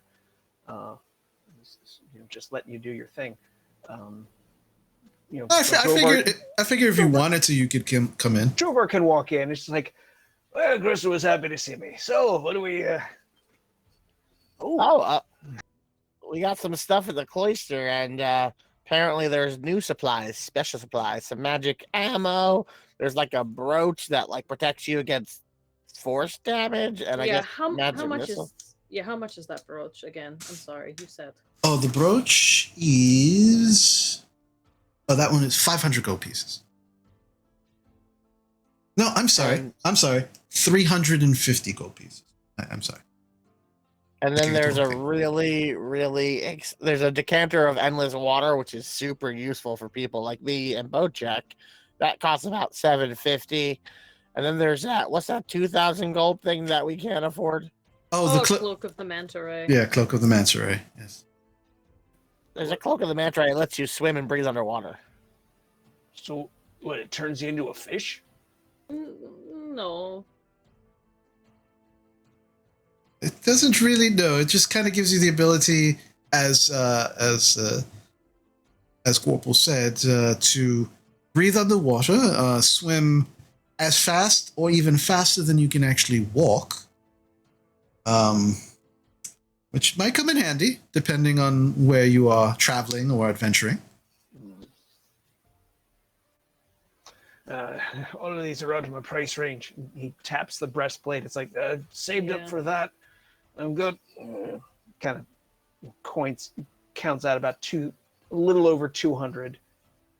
Like, that's what I've got on me at the time. That thing to protect against, wizard stuff. That would be nice, but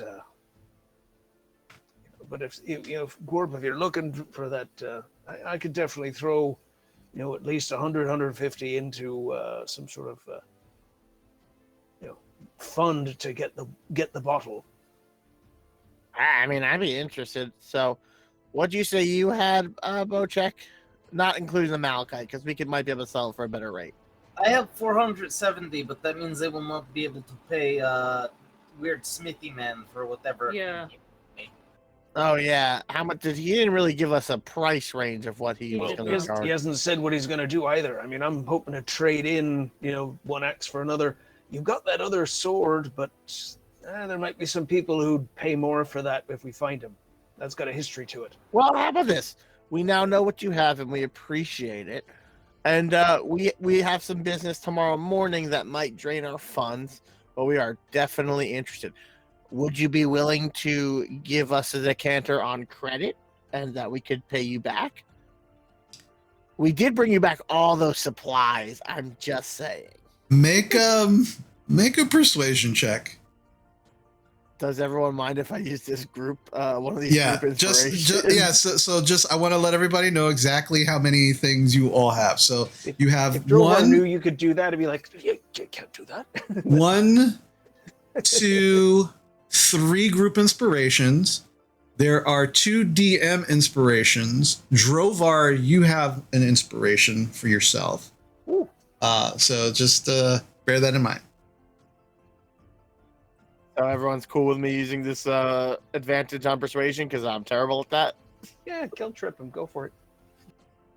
All right.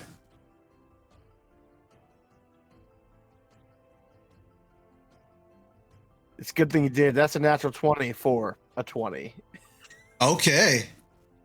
She looks at you really, really hard, and then she kind of looks at the rest of you, and she looks at it, and there's definitely a conflict going on in her head. Think about this. We are about to go into a mine that has been lost for the ages. We will come back with money, or at least something of value. How about this? You write me something, an IOU that, and in this IOU, that the town master, Sildar Hallwinter, will be responsible for payment should you not be able to. Done. I begin immediately. Wait, erase the part about not returning. Just make him responsible for paying for this. Yeah. Well, you just said that you would pay, and so I'm going to hold you to that. But should you not be unable to, whether by accident or design, I'm still going to get paid for it one way or another. That sounds fair, and I know Sildar's good for it. So I'll write the whole note out. And Okay. I'll sign it so it's only in my name, so that other people don't have to be responsible. Okay. I'll make sure that I write my name. I'll write that I'm associated with the Shameless Brothers, so it's full contact of no, this is legit. And then I will also write that Sildar hereby takes the debt if we are not able to pay it, and I will put down 200 gold as a down payment. Okay. She takes it. She writes down. She takes the paper from you. She writes down 200 gold received, and then the rest of the payment, what is owed and due. She rolls it up, puts it into one of her pouches, and hands you the decanter of endless water. Ta-da! I look really excited. Also, I don't need these 5 extra water skins. Would you be interested in gently used water skins? They've never been drunk from. They've never been drunk from. I thank you very much, but water skins actually don't have much of a resale value, but I appreciate it. So thank you. All right. Well, I tried. Got to admire his follow through. Mm-hmm.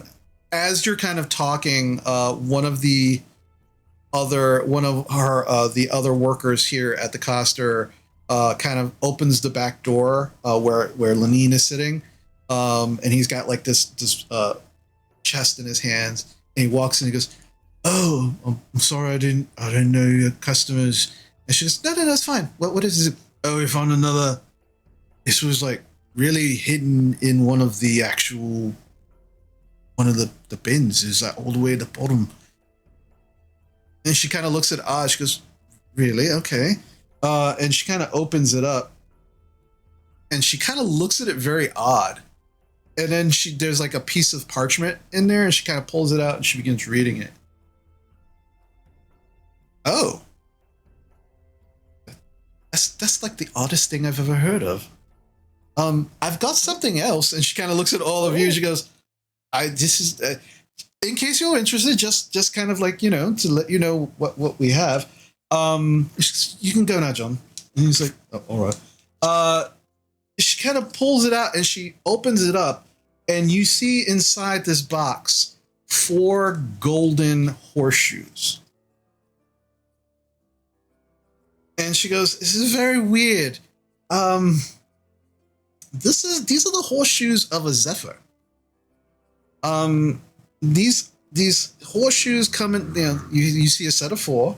While all 4 shoes are fixed to the hooves of a horse or similar creature, they allow the creature to move normally while floating 4 inches above the ground.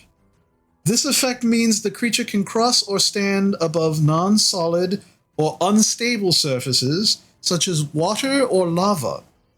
The creature leaves no tracks and ignores difficult terrain.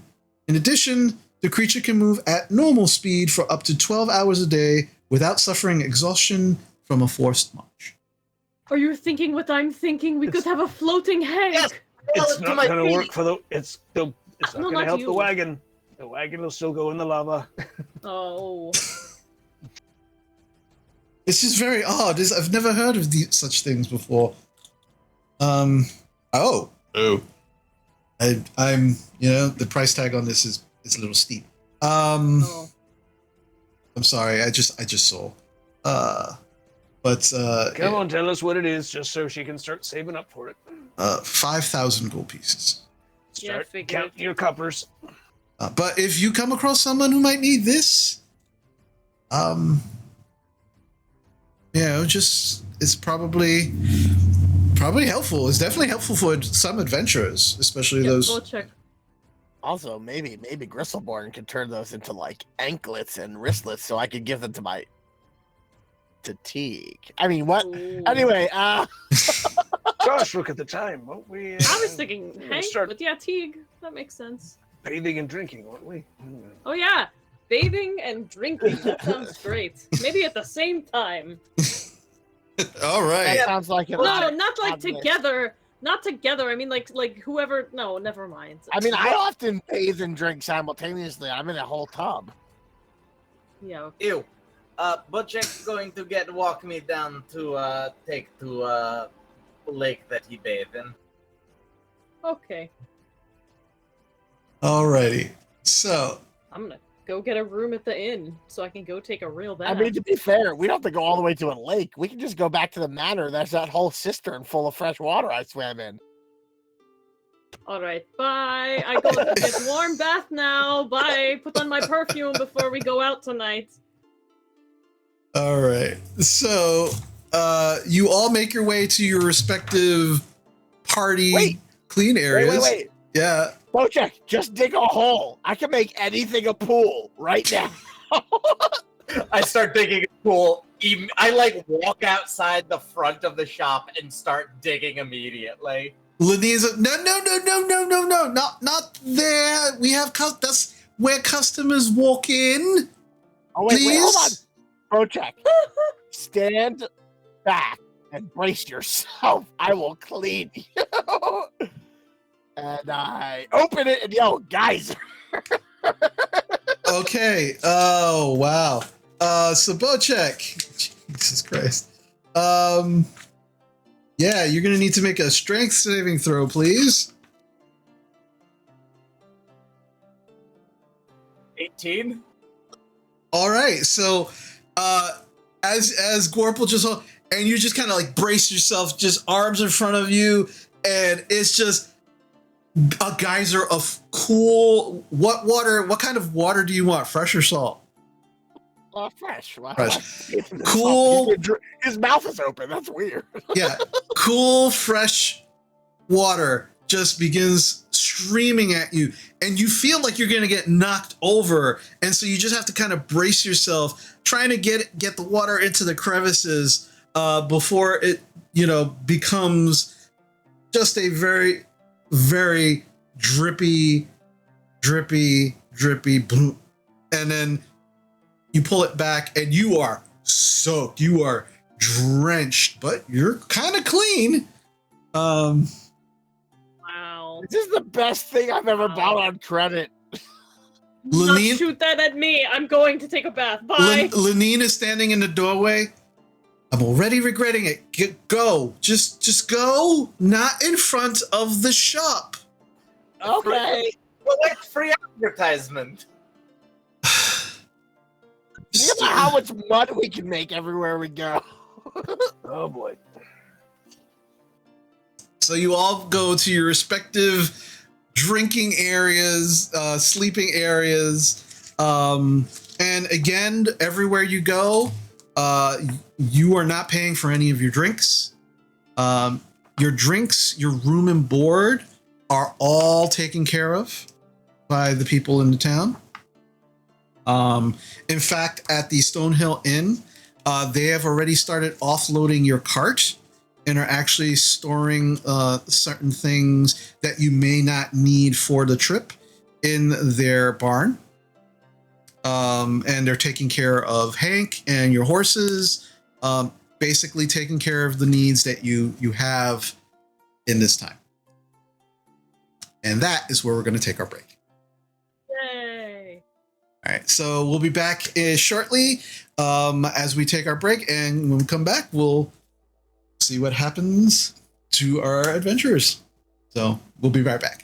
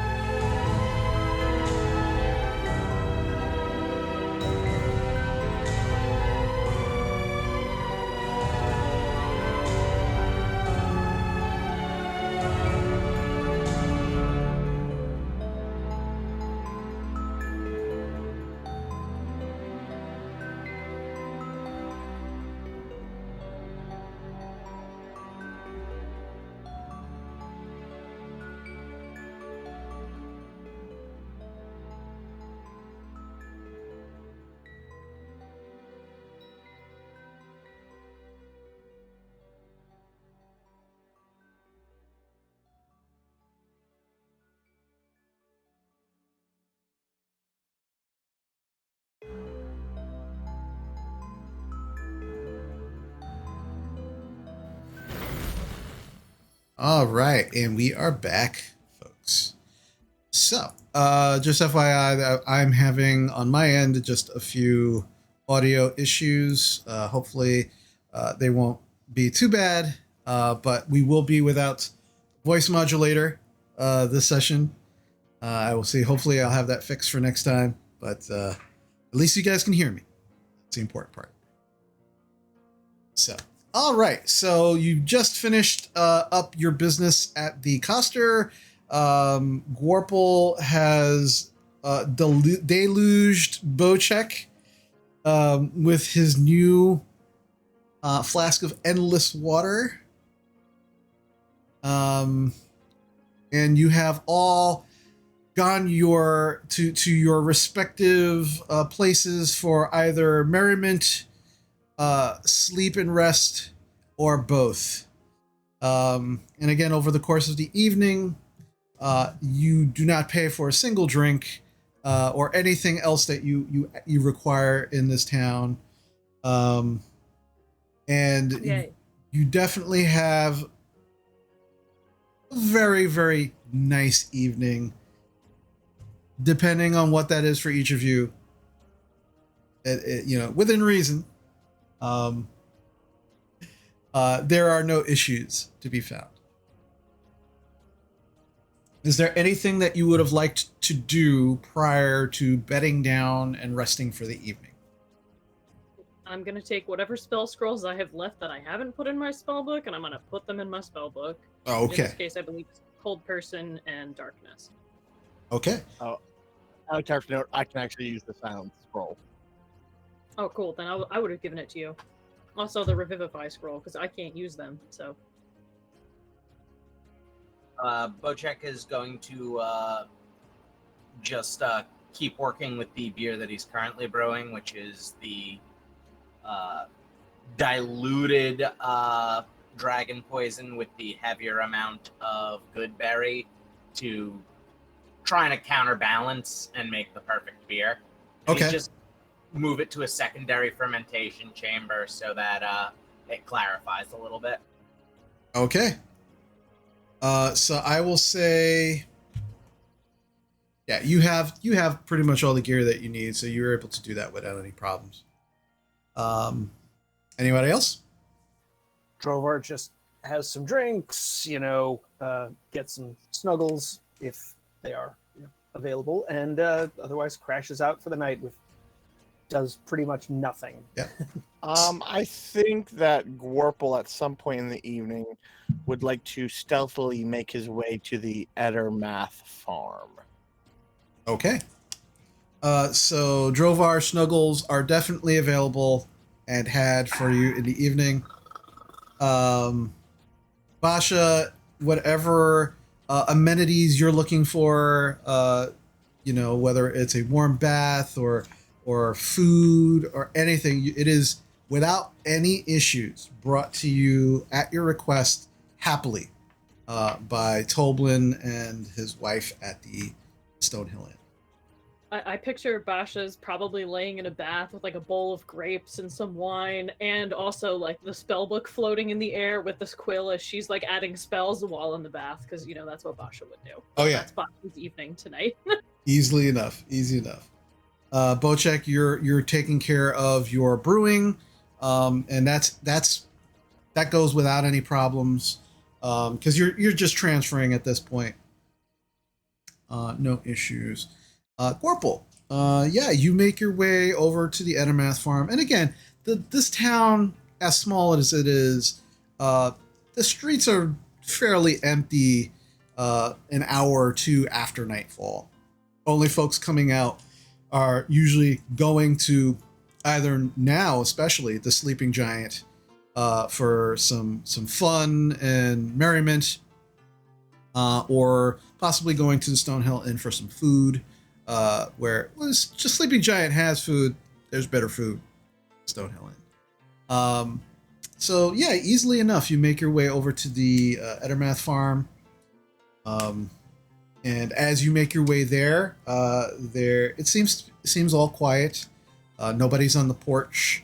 The orchard. There are a few ever lit torches around the actual perimeter of the orchard itself, but not the building. So it does seems to be slightly dark. There is a slight glow of light that you can see coming through one of the windows. I'd like to kind of stealthily move around and get a lay of it and see if there's anyone awake still. Sure. Make a stealth check for me, please. And I will put the hood up before this. So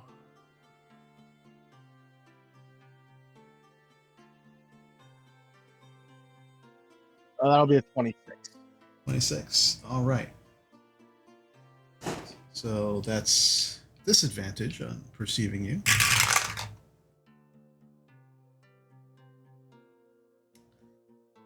So you begin making your way around, and there are a good number of windows, both on the front and on the sides of the house, and you kind of begin looking into it. And you can see that the light is actually coming from what looks like a central sitting room. There is a fireplace, and the embers are kind of very, very low. And that's where the light is actually coming from. There are two chairs that are sitting in front of this fireplace, but they're currently empty. The table in the middle of these two chairs seems to have what looks like some cheeses and some breads on it as well. And some of it looks like it's been nibbled on. Continue making your way around, and as you get towards the back area, you actually now can see two individuals outside towards the orchard. There may be, from where you are, a good maybe 60 to 70 feet away from you. One is taller, and the other one is much, much shorter. The shorter one you can definitely tell is Gorple. Taller one, probably Dare. I would like to continue with stealth, and I want to try to approach as closely as possible for as long as I can until they may notice me, or I might get a drop on them. Okay. So make another stealth check for me.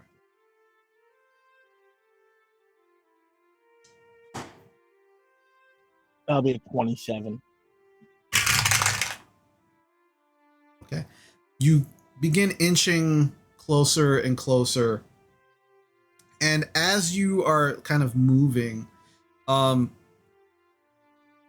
the armor that you're wearing, it feels like it's shifting, like on your body. And as you kind of look at it and you stop, shifting itself stops. And then as you begin to inch closer and begin to move, you watch as it almost like the armor itself begins to move in this kind of it's very peculiar. It seems like the shifting itself is what's causing you not to be seen as easily in the dark as you probably would if you were just wearing regular armor. But it still feels a little odd, like it's something living on your body is just kind of like moving while you're moving. But as you get closer, you can kind of see them, and you start to begin hearing them. And you kind of pick up bits and pieces, and it definitely sounds like Darren is actually in the midst of a training session with Little Droop. And he says, "All right, so remember what I told you. You're going to go into the orchard. You're going to hide. And then I'm going to do my best to try and find you." And he's like, "Okay. You remember what I taught you, right?" "Mm-hmm. Very, very sneaky." "Yes, but like the details. You remember the details, right?" "Mm-hmm. All right." So he kind of turns, and you watch as Darren just kind of closes his eyes. And he turns right in your direction, Gorple. And as he does, you just immediately just watch him, close his eyes. And then he begins to count. 1, And I'll Two- continue to approach with his eyes closed. And I want to try to get right behind him so that when he turns around, he sees me instead of Droop. Okay. Roll me another stealth check, please.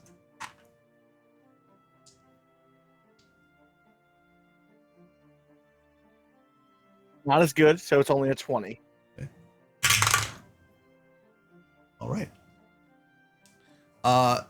So he continues counting. He's like 3, 4, and you just watch Droop like run, like just bolt into the orchard. And you can kind of hear like the crunching of leaves and gravel under his feet as he's going, and then eventually kind of disappears into the darkness. Darren gets to 10, and as he gets to 10, before he opens his eyes, he goes, "I can hear you." And he opens his eyes, and he kind of looks around. He turns, and you're there. And he goes, "That was pretty good. You got close. I'm very impressed." Yeah. I mean, I had you for a while, but I've come here because I was interested in maybe that offer you were speaking about. Oh, being part of the order. I've heard some other people trying to sell me on things, but I'm not as okay with their idea of preserving history. I like the idea of some things need to be locked away or removed, and also that freedom is of the utmost importance. He kind of nods. He goes, "Well, I was hoping at least one of you would be interested. Order is always looking for good people. But yes, absolutely, I can help you there. Give me a moment." He looks into the orchard, and he goes, "I see you right up in that tree. Try again." I'll be right back. And you hear in the distance, "Oh man." And so while you're out there in the orchard waiting, you can hear Droop like breaking some branches on the way down from a tree, and then and just continuing to run someplace else into the orchard. I kind of shout out, if you're going to be making noise because you don't run so lightly, it might be wise to throw some pebbles in further distances and directions so they're bouncing and moving. Could also be the idea of footprints, and it could throw your hunter off. And you hear in the distance, "Those are a lot of big words." And then he just continues it until you no longer hear him. Darren comes back, and he's got this small scroll. It's just kind of rolled up. It's tied off with a very simple piece of a small twine, and he kind of hands it to you. And he goes, "So, it's, even though I'm retired, it is well within my power to start you out at the title of Cheval. It is the first rank within our order. This means that you have just started with the order, but you will be able with this," and he gives it to you, to essentially anywhere within there's an Order of the Gauntlets, you can receive orders. You can find out if, and I know that you're a bounty hunter. Sometimes the order itself has bounties that are available as well. You can get some work, you can get some support. And those are kind of the things that your first rank can give you.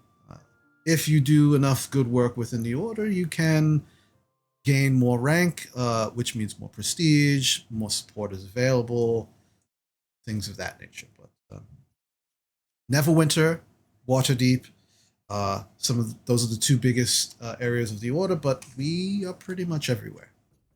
So if you go to any major town or city, look for the symbol, look for the order.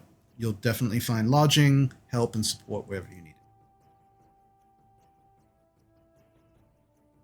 Any questions for me? Is there a little bit more could you just go over the oath and whatever I need to know? Because I don't want to like disservice this. Do I like let people know I'm Order of the Gauntlet? Is it like super secret? Like, how's this work? Oh no, you absolutely can use your rank in order to open doors for you if you wish. I'm not the one to actually give you the oath when you actually report for the first time to any of the orders. Doesn't matter where you go. Show them what I just gave you. They will actually swear you in as a proper member. But think of this as a field rank, something I can give you right now, and it would be more solid once you actually interact with the order properly. Yeah, I mean, from what you've told me of it so far, I think it seems like maybe what I'm, being a bounty hunter is great. I love it. But, some contracts just aren't that fulfilling. And so maybe this might be a good path while at least I'm on this continent to start looking into, and also really using my own name and credit as a bounty hunter might help also get me into doors that certain members of our sect, I guess now, wouldn't normally be able to. I know how people move and shake in the underground. That's always good to know as well. Yeah, we value your experience, just as you'll be able to value ours. We can open doors that might be closed to you, but also we can actually, if you need information on certain things that is unavailable to you, we might have people who know things or can point you in the right direction. So definitely, membership definitely has its privileges within the order. But the biggest privilege is to safeguard the innocent and take down evil. I mean, I don't know how good I am at those, but I kind of like look at Droop's next hiding spot, and I go, I think we did pretty good. He kind of spreads his arms wide open, and he's like, look what you've done for this small little podunk town in the middle of nowhere. You brought hope and joy to these people who were terrified. I could only do so much as one person, and you and your friends have invigorated this town. You saved them from something they thought they would never be saved from, and in doing so uncovered something even larger. And from everything that I've heard, and everything that I've seen with my own eyes, you and your companions definitely make the cut, if you will.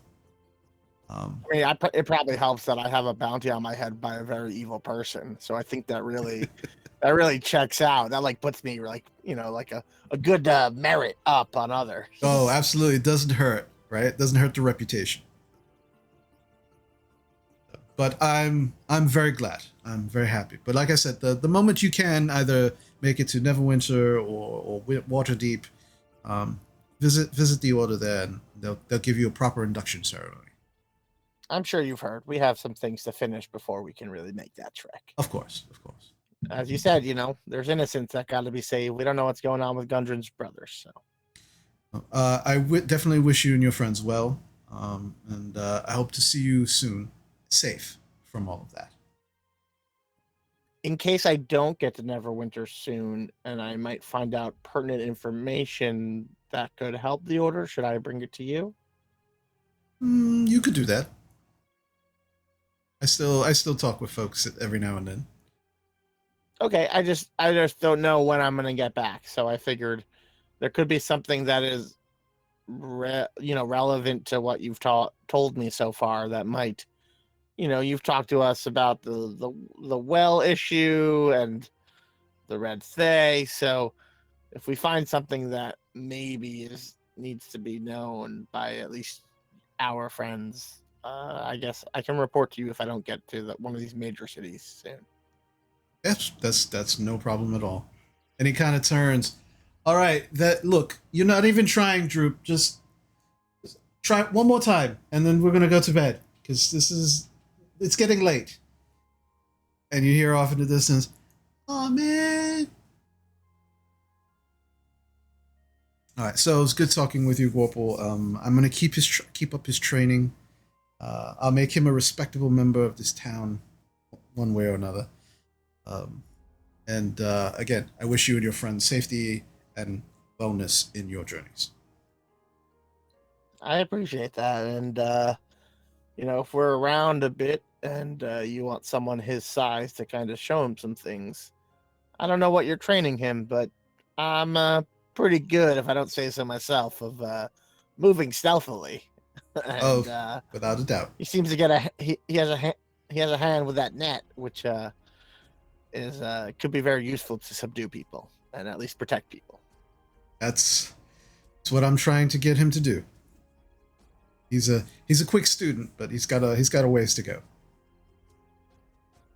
Yeah, and I kind of like nod, and I will head back to town and make my way to Bocek's room, where I get to fill my water basin with my new decanter of endless water. Okay. So you now have the rank of Cheval, and a letter of introduction to the Order of the Gauntlet. All right. So anything else, or moving forward to next day? All right. Next day. Okay. You all wake up. You now have all of your spell slots. You are well rested. You all come down from your respective rooms and areas of sleep. You have a very good breakfast. There is always plenty of food for you all, mostly at the Stonehill Inn.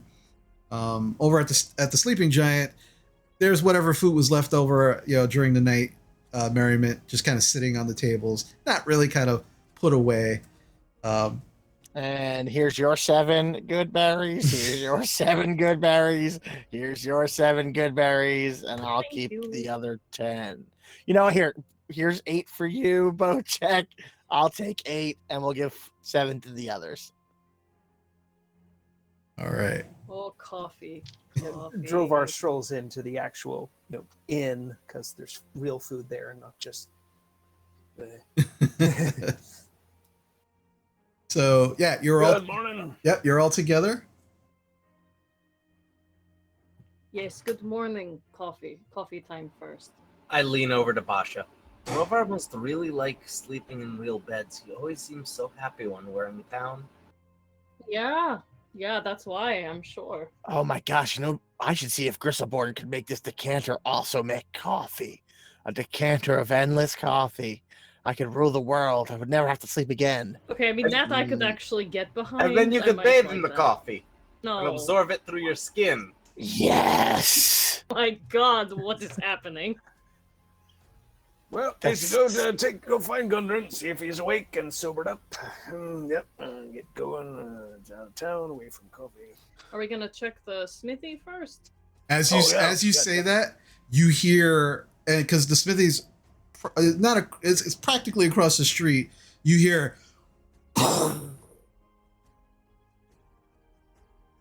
Better go while there still is a smithy. Yeah, let's go see what's happening. Grab a couple slices of bacon. You chug down a mug of coffee. I'm like, okay, time to work. You walk outside and there is this black smoke coming from the hole that you recall in the smithy's over at the smithy, and it is billowing. It's just billowing, and you just kind of make your way. And in the maybe 40 or 50 feet it takes you to make it from the inn to the blacksmith, the smoke has disappeared, but you can kind of still smell it in the air. Oh, that's good. I was about to ask you to pull out that bottle of yours to put the fire out. Yeah. No. So you begin, so you kind of stick your head in to see what's going on, and you can see Grint, again from behind. He seems to be in front of the forge, but he you can't see exactly what he's doing, but he's definitely doing and working on something.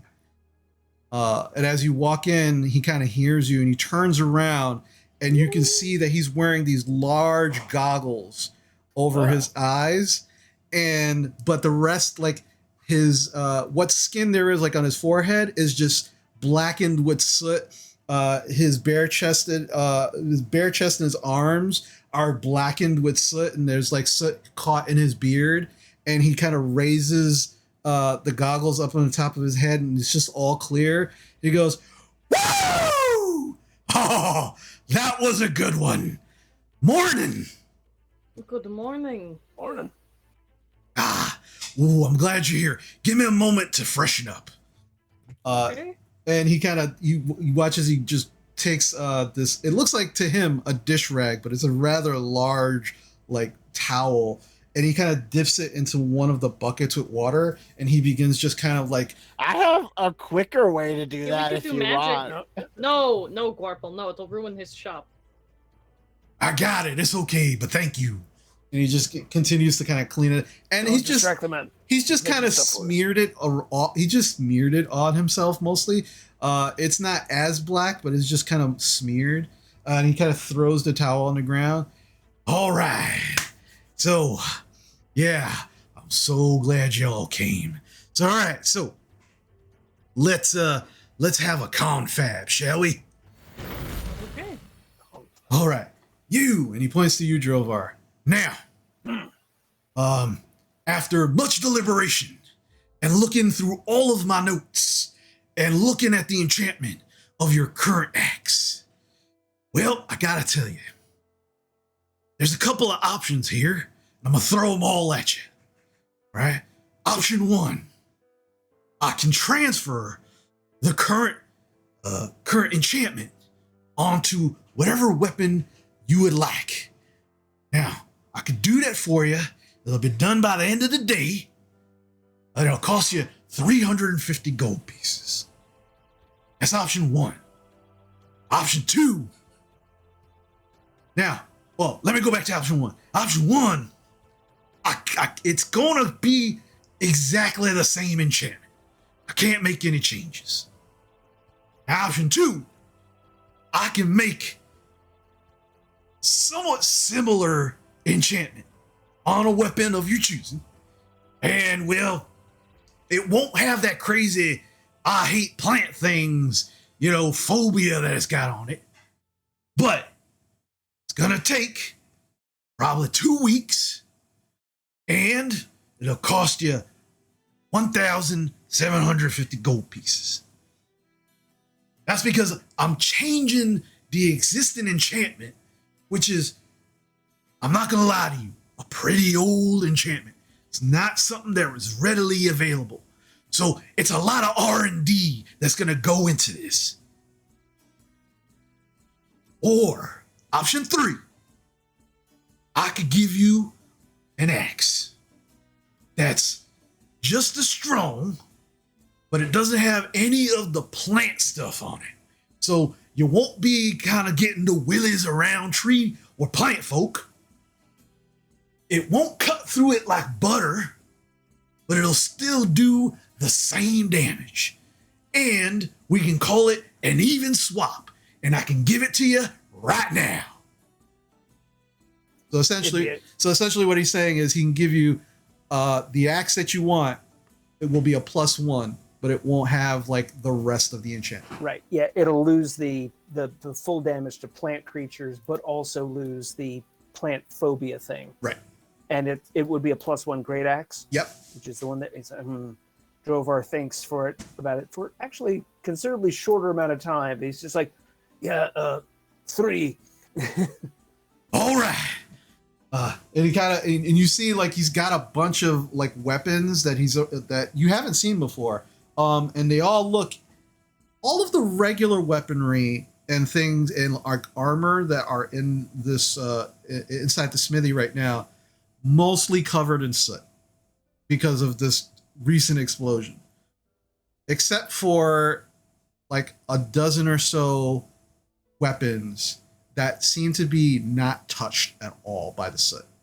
And he reaches over to one of the great axes and he goes, "Here you go.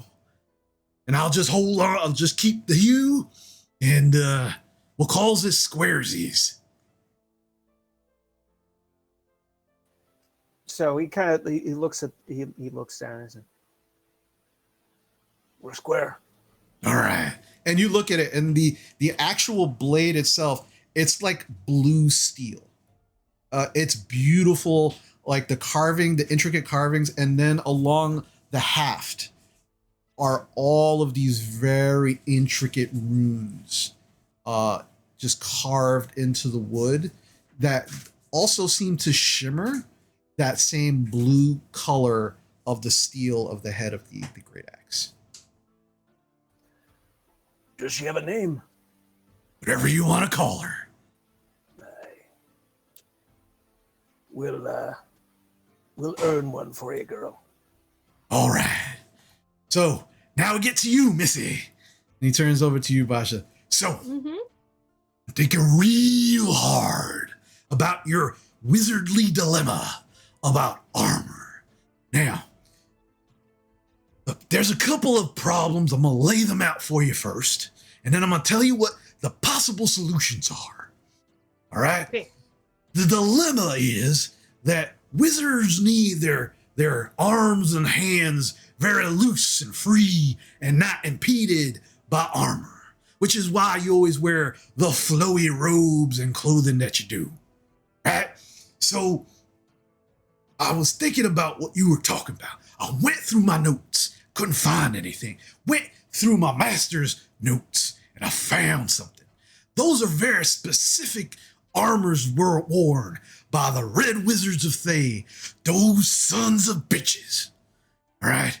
And essentially, it's made from the hide of some kind of animal or some kind of beast from another dimension.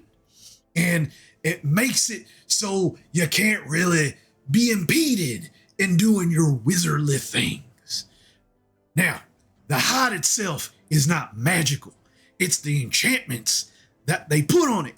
The skin is made to take those enchantments. So, I thought real hard, and I was thinking, well, you would probably need that kind of beast hide, or you're probably going to need to find someone who can make your flowy robes and tailored clothing as hard as armor, which unfortunately leaves me out of the equation because these mitts are not made for delicate tailoring work. They're made for armor and weapons. But I did find something, possible solution. If you could find me 20 pair of pixie gossamer wings, I could enchant you some leather armor that could transform into wizard robes and have still the actual feel and protection that the leather armor would have without any of the impediments. You can find me those materials and get them to me. I could absolutely make you that armor. But it'll take me about 3 weeks to put together. But since you'll be bringing me most of the materials anyway, it only cost you a paltry 1,500 gold pieces.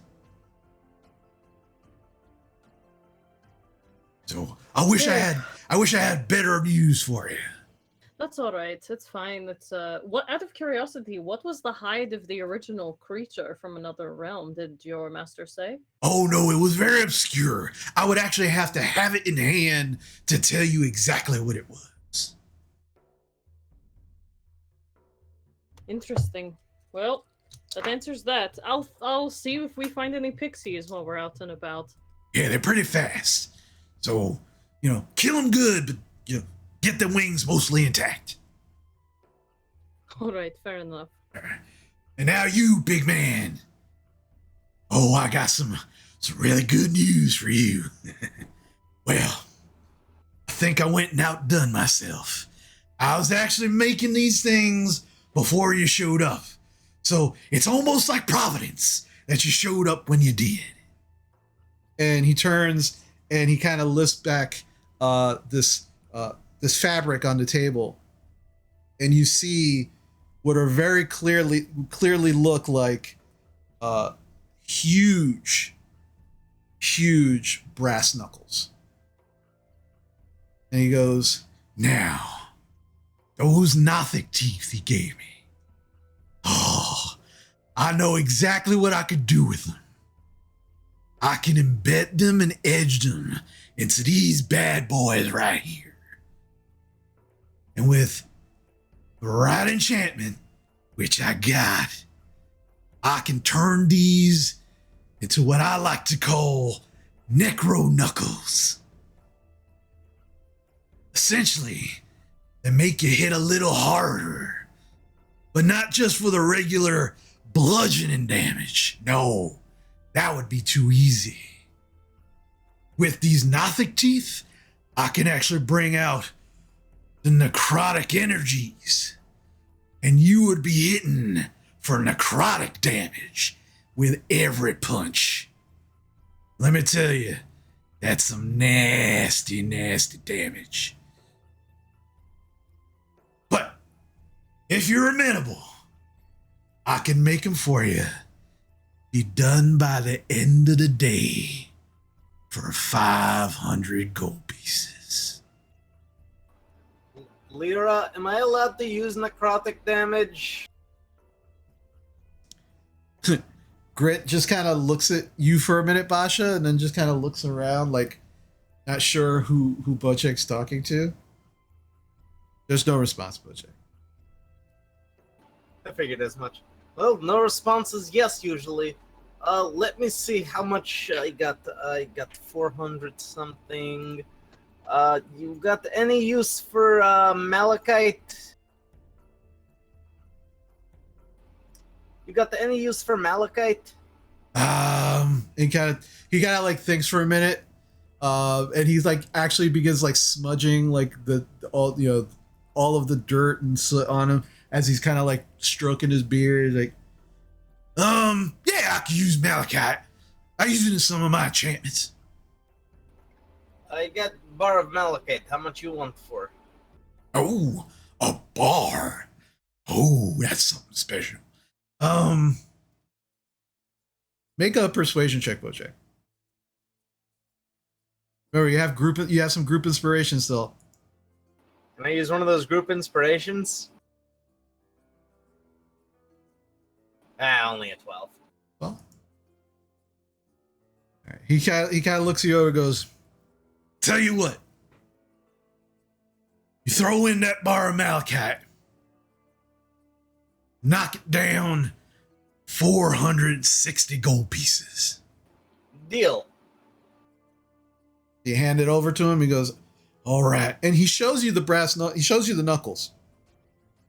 They're definitely not made out of brass. They are black. And there's already runes carved into them. And you can see slots towards the actual knuckle edges where it looks like that's probably where he's going to put the Nothic teeth in. And he goes, all right. So come see me. Come check in on me sometime after dusk. And I'll see if they'll definitely be done before the end of the evening. And man, I promise you, you're gonna love them.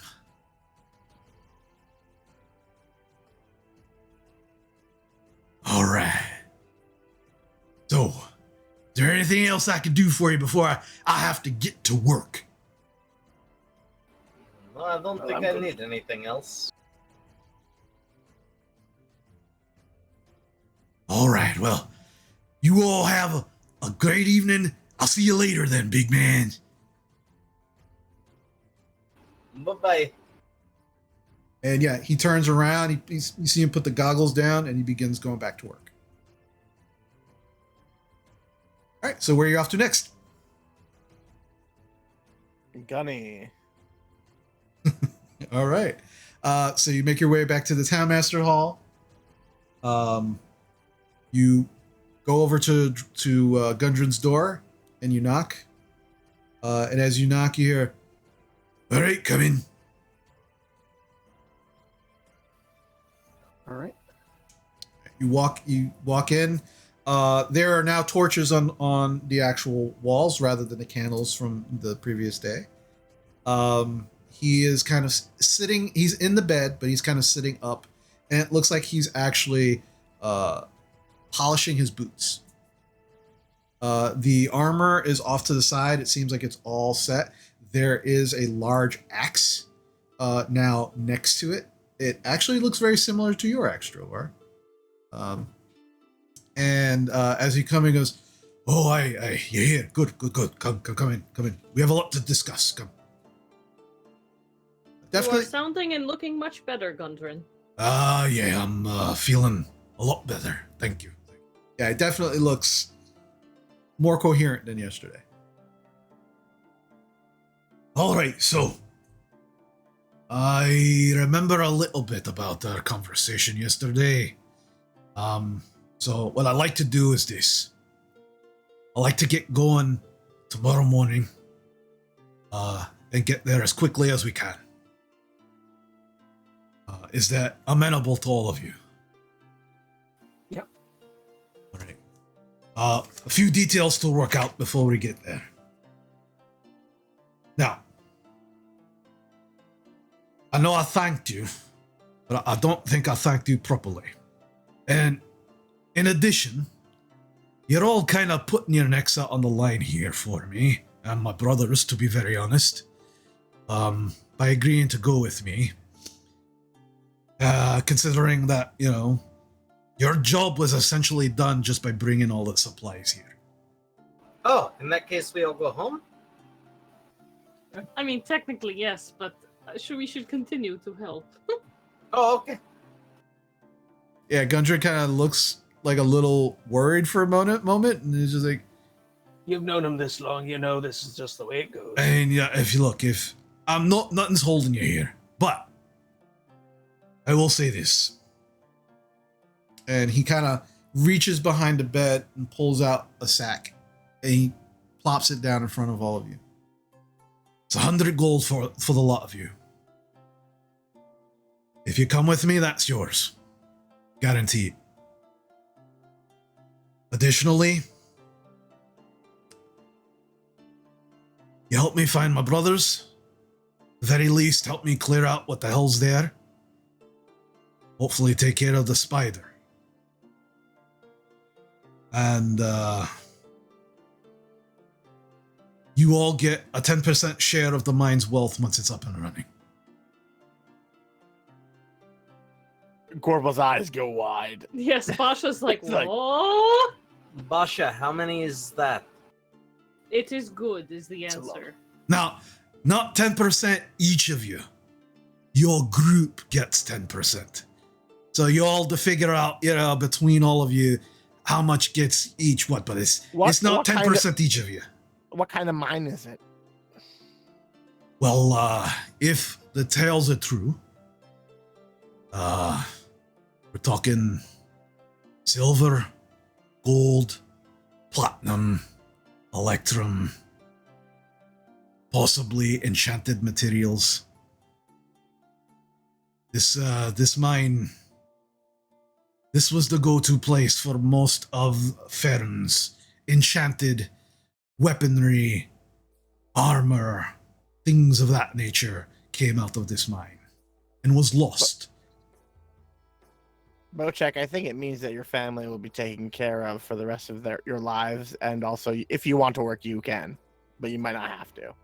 Yay, I could go back to being bartender. Yes, that. Yeah, I think I don't speak for everyone, but I am definitely interested in a presenting hold of a mine. in profit. Can my percentage be carried out in enchanted things sometimes, do you think? Would that be part of the bargain? Once everything is all said and done, I'll make sure all the paperwork is written up. Okay, excellent. No, I'm in. I love it. We'll talk out details, obviously, afterward. But again, this is all contingent on clearing it out, making it safe, and getting it up and running. And that could mean a lot of dangerous shit. So, if you're in, call it gentleman's agreement until we have the paperwork all signed and done. Then we'll get ready to go in the morning. Okay. Sounds good. All right. Give you some time to get any supplies you need. Say your goodbyes to whoever you need to. I've got a few things I need to go probably pick up at the coster. And then we'll get going. Before we just leave you, what are the legends? Tell us about this place before we go in. I mean, that seems pretty important. Again, there's not a lot of real detail out there. But the legends are that many, many years ago, this mine, the Phandalin mine, was where Waterdeep, Neverwinter, many of the major cities in Fern, many of the kingdoms, many of the royal families in Mirabar and other places, they came to this mine because this is where the magic was. If you wanted something made of extraordinary materials, if you wanted specific enchantments, they could do it here. And they didn't have to leave the mine for supplies. It was all there for the taking. Until the orcs showed up. Well, as many of you know, orcs have basically, they want something, they'll kill everything in their way. That's what happened to the mines. Again, as far as the legends go. There's no actual verification that that was the case, but there were apparently some survivors.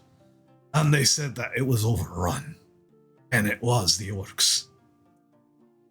So, maybe that's what we find when we go in there.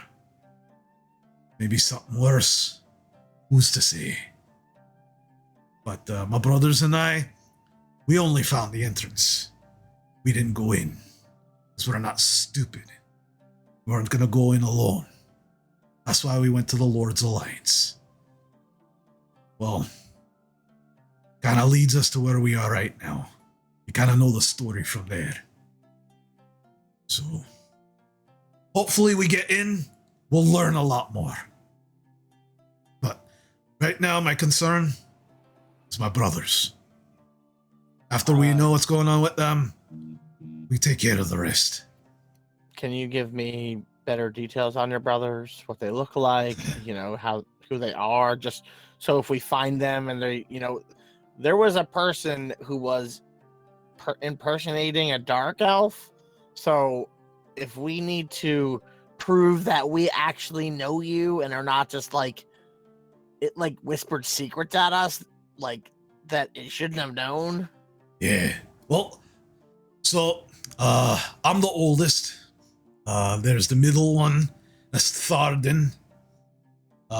He kind of looks like me, except he's completely bald on the top. His hair is mostly out on the sides. He looks like one of those scary clowns you see in the circus. At least that's what I always jab him at. And he's not as he's quieter than I am. He's very soft spoken. And then there's the baby, Nundro. He's He's not like the rest of us. The rest of the family, we all got kind of like reddish or orange hair. He's got like wavy blonde locks. Always kind of like, look how pretty I am. You know, but he's kind of like, he's smaller than we are, definitely wider. Likes to play practical jokes. Fairish skin. And again, he doesn't have the scars that me and Phandalin do because he's the baby. And you can kind of see like he's just kind of like thinking to himself and kind of introspective in the moment. So yeah. Yeah, if you say let's see. If you want to make sure that he's not like the doppelganger, I guess the best thing to probably tell him is that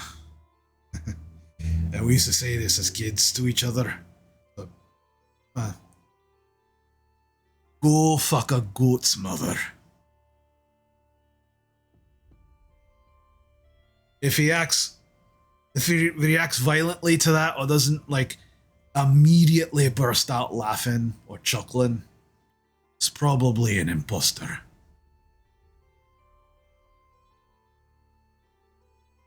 Oh, I think Drovar can say that in Goblin. Something No. like that, yeah. Can't say anything in Goblin except that surrender or die thing you taught me. Yeah, well, my brothers don't speak Goblin anyway, so that wouldn't work. But yeah, so look, just go handle your business, whatever business you got left. Let's meet back up here first thing in the morning, and we'll get in our way. Because if you're right about what your friend said about blood on the rocks, we might have a problem. Also, no animals and definitely tracks of giant spiders, just as a heads up. That's good to know. All right. Thanks for that. Yeah. So I'll see you both. I'll see you all in the morning here. All right. Get the fuck out.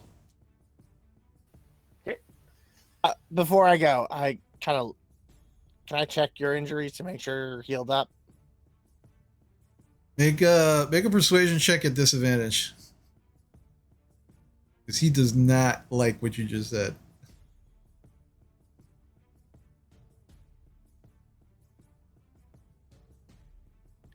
Natural 1. He kind of looks at you and goes, Get walking, little frog. Time to go. and as you all leave, he kind of gets up, closes the door behind you. And you now can take care of anything that you'd like to take care of before the next day. Bocek, you Every 5 minutes in the smithy shop. Is it done yet? Is it No. done yet? Is it done yet? When it gets Done dark, yet? come back Hey, when it gets Bocek. dark. Bocek, Bocek, come with us. let's go find the edge of town somewhere that we could dig a big hole and we'll turn it into a pool. And we'll relax for the day. Yay! I'm going to buy some lamp oil for no reason whatsoever, but I'm going to keep it on me. How much will that cost me? all right, easy enough. You can go over to the provisions, Bartham's provisions. And that will cost you. Second.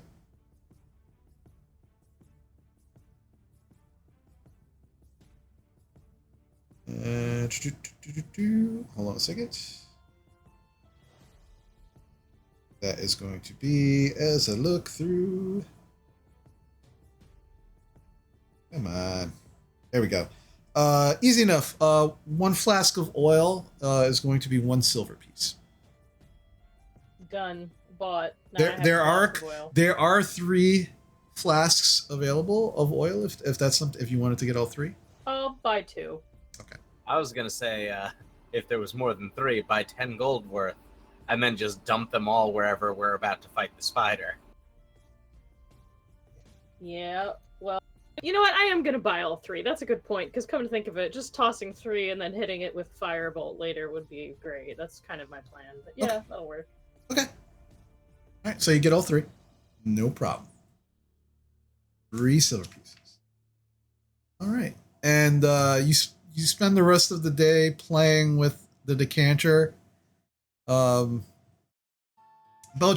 you spend a few hours like making a hole big enough for yourself. Gorple fills it up, and it's the muddiest water ever. We're also washing our wagon in short shorts and crop tops with this decanter. Oh my god, we can do a cleaning service. We gotta make some more money. Basha just pulls a bikini out of nowhere that you did not know that she had. Just like... The townsfolk look very confused by what's happening right now. Some of them are very enthralled by what is happening, while others are just very confused. Also, hey kids, do you want to play as I make water and I'll shoot a geyser directly up so it like rains down and like a sprinkler? We'll have a great fucking time today. This is a great, it's like water park. Some of the kids are very excited, parents less so, as this display of magic is definitely unnerving some of them, and they're like, oh no, thank you, that's okay, let's go. Flash! Why bother? We buy in your town. Buy local, use local. Sure, okay, bye. It's fine. I can dry them off before they come home. Oh, whatever. All right. Drovor's gonna go buy a pipe and some tobacco. He's watching the halfling and the druid do it. He's like, oh, I missed that. Yeah. So. Oh yeah. He comes back. He's like, got his new pipe and he's filling that up, and he just sees like the water party, and he's just. Yeah, easy enough. I would probably say with a pipe and about, say, like 2 weeks worth of tobacco. Yep. Easy enough. Costs you 5 silver pieces. Yeah, now that Drovar has the blue steel axe, we do the gasoline fight from but with a can of water. It only has one look. One look. Oh my god. I would like to do something separate from everyone, if that's okay. Yeah, go ahead. Go for it. Basha's gonna copy down, not intimate details, but like she's gonna copy down what she can from the notes from the Red Wizard of Thay. Mm-hmm. But she's going to try and see if Jan can't write them in like a code or something. Like the two of them decide on like a code word or something, and she wants to like basically encrypt it within her own spellbook, so it's in there, but no one can just come up and read it. If she can do that. You know that you to add something like that to not despoil the actual pages that can take the enchantments of the spells, you would have to add just like separate ream of parchment into the book, which you can easily do. Got it. Well, she hasn't that extra spell book that is empty that she's been carrying around this whole time. Or you can use that. So yeah, okay. Yeah, then she'll do that. But basically, she's not trying to copy down everything because she really doesn't need to know everything. But I guess just like important details, like locations of things, and like anything important that he said that like might be relevant later, possibly, like that kind of a thing. And everything else, she doesn't care about his day to day or like what was going on otherwise. Okay. Names, stuff like that. But she's gonna do that, however long that takes, and then you tell me if I can get that done before the end of the day. And then she's gonna go somewhere once that's done. I will probably make me a straight intelligence check. What? That's not like my skill or anything. Hold on. So that's a 14. 14. Okay. You are able to do that.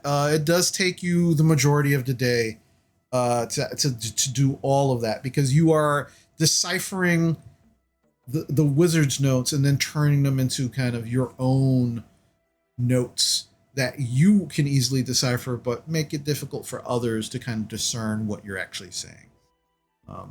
So yeah, but it does take you the majority of the day into dinner time before you're done. Okay, and she's gonna find Drovar wherever he's smoking his pipe and be like, Drovar, I need an opinion from you. Sister Gorelli says that they protect history so it's not like repeated, but they don't destroy it. Do you want me to destroy this spellbook from this wizard, or do you think I should give it to her and her people for safekeeping? He actually sits up and looks at her. He's like, I thought you were going to give something like that to your wizard mafia. I was, but I'm afraid to just hand them that information. I don't know. What do you think? I don't know what's in there precisely, but I tell you what. Why don't you give this? Are you interested in signing on with Gorelli's bunch? I don't know yet. I'm still thinking about it. Maybe. Why don't you give them the book and see what they do with it? That way, you find out if they do something you wish they hadn't. You know, never to give them anything again. You mean Sister Gorelli, or you mean my wizard people? Oh, well, Gorelli's here. I just test her with it. I think we know what your mafia will do with it.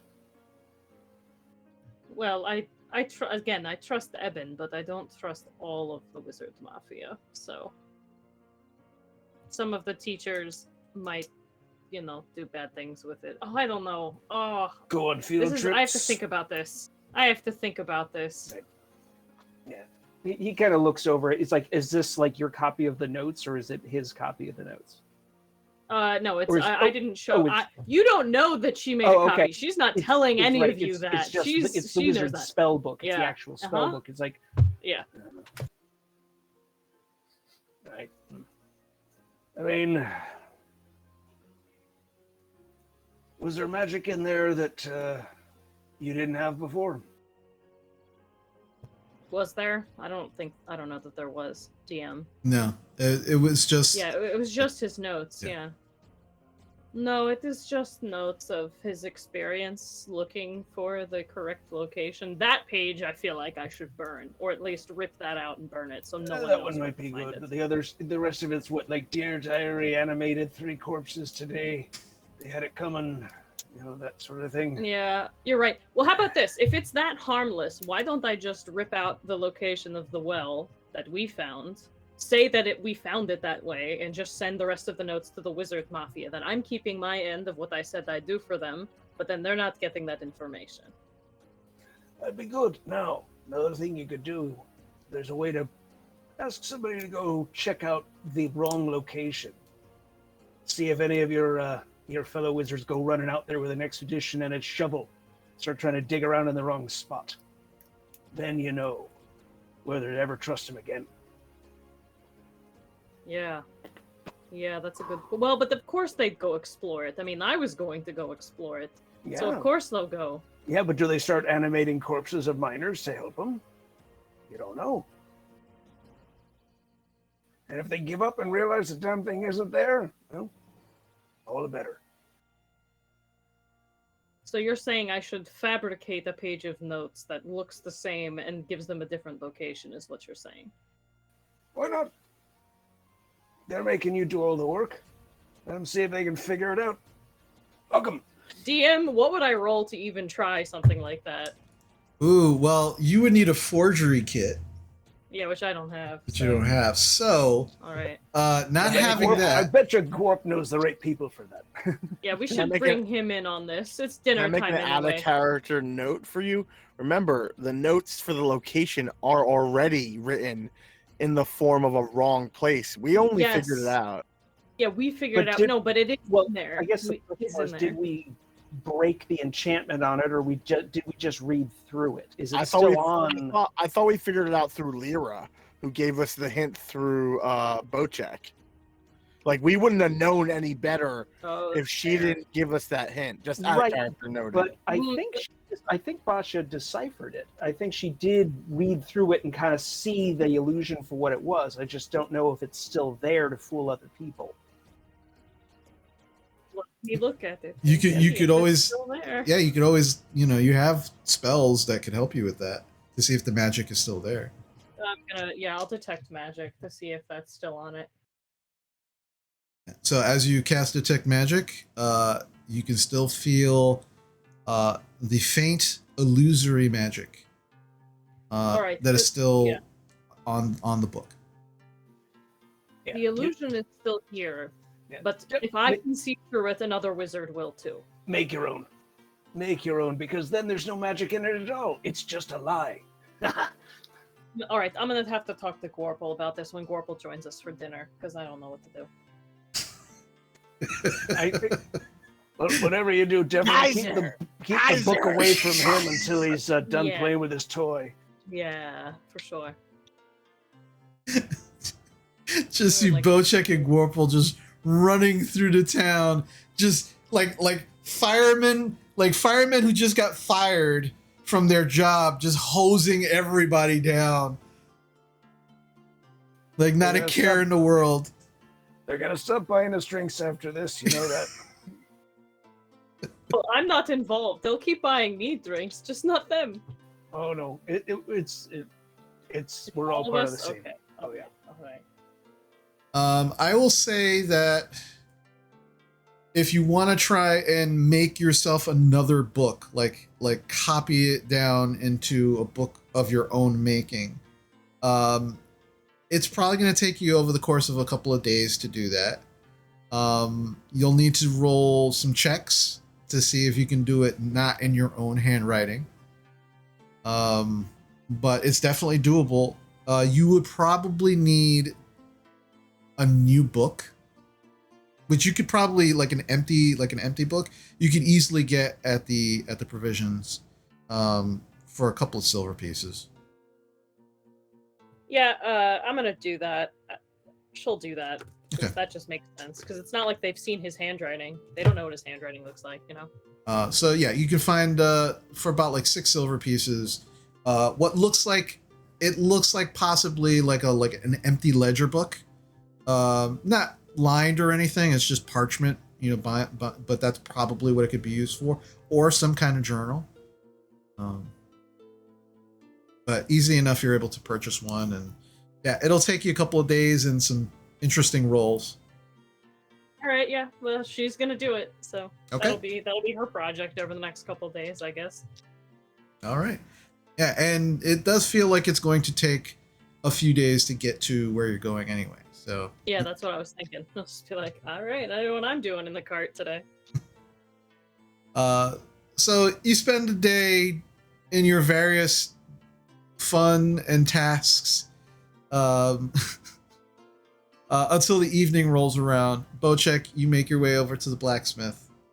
And as you do, you actually find Grint for the first time since actually coming into the smithy, kind of sitting down, kind of hunkered over, and he looks like he's breathing hard. You okay, man? You need beer? He kind of looks up and says, Oh, there you are. I just finished. and he kind of gets up, kind of stretches out, and you can hear like his back crack as he stretches his arms. Just everything in his arms just crack. He back and forth with the neck. You hear the neck crack. He's like, Oh, this better. All right. So, here you go, my man. and he hands these over to you, and while they look somewhat similar to what you saw earlier, there is this slight purplish glow to them. And as he puts them in your hands, they are warm. He goes, yeah, just like I said, I just finished them. The heat will go away pretty soon. And you can see at the edges of where the knuckles are on the brass knuckles, just slightly protruding are the points of the Nothic teeth. And he goes, probably along with that armor that I made for your friend, one of my best works. Just remember, while you're beating the shit out of somebody, make sure they know where you got them from. And you now are the proud owner of the Necro Knuckles, which you can actually, if you go into your inventory, you can actually find Necro Knuckles. They are in there. And I will read the description. The Necro Knuckles are a piece of metal shaped to fit around the knuckles, embedded and edged with the teeth of a Nothic. Designed to preserve and concentrate a punch's force by directing it toward a harder and smaller contact area. They result in increased tissue disruption, including an increased likelihood of fracturing the victim's bones on impact. The extended and rounded palm grip also spreads across the attacker's palm, the counter force that would otherwise be absorbed primarily by the attacker's fingers, reducing the likelihood of damage to your fingers. The runework etched into the metal and teeth both protect and enhance the arcane nature of the Nothic teeth, causing magical damage of the necrotic nature. You have a +1 bonus to attack and damage rolls made with this magic weapon. And it can only be attuned by a monk or a barbarian, which you are both.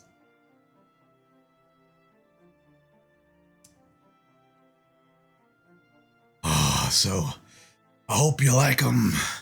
Let me know how well they work for you. But I'm gonna guess that they're gonna do you real good.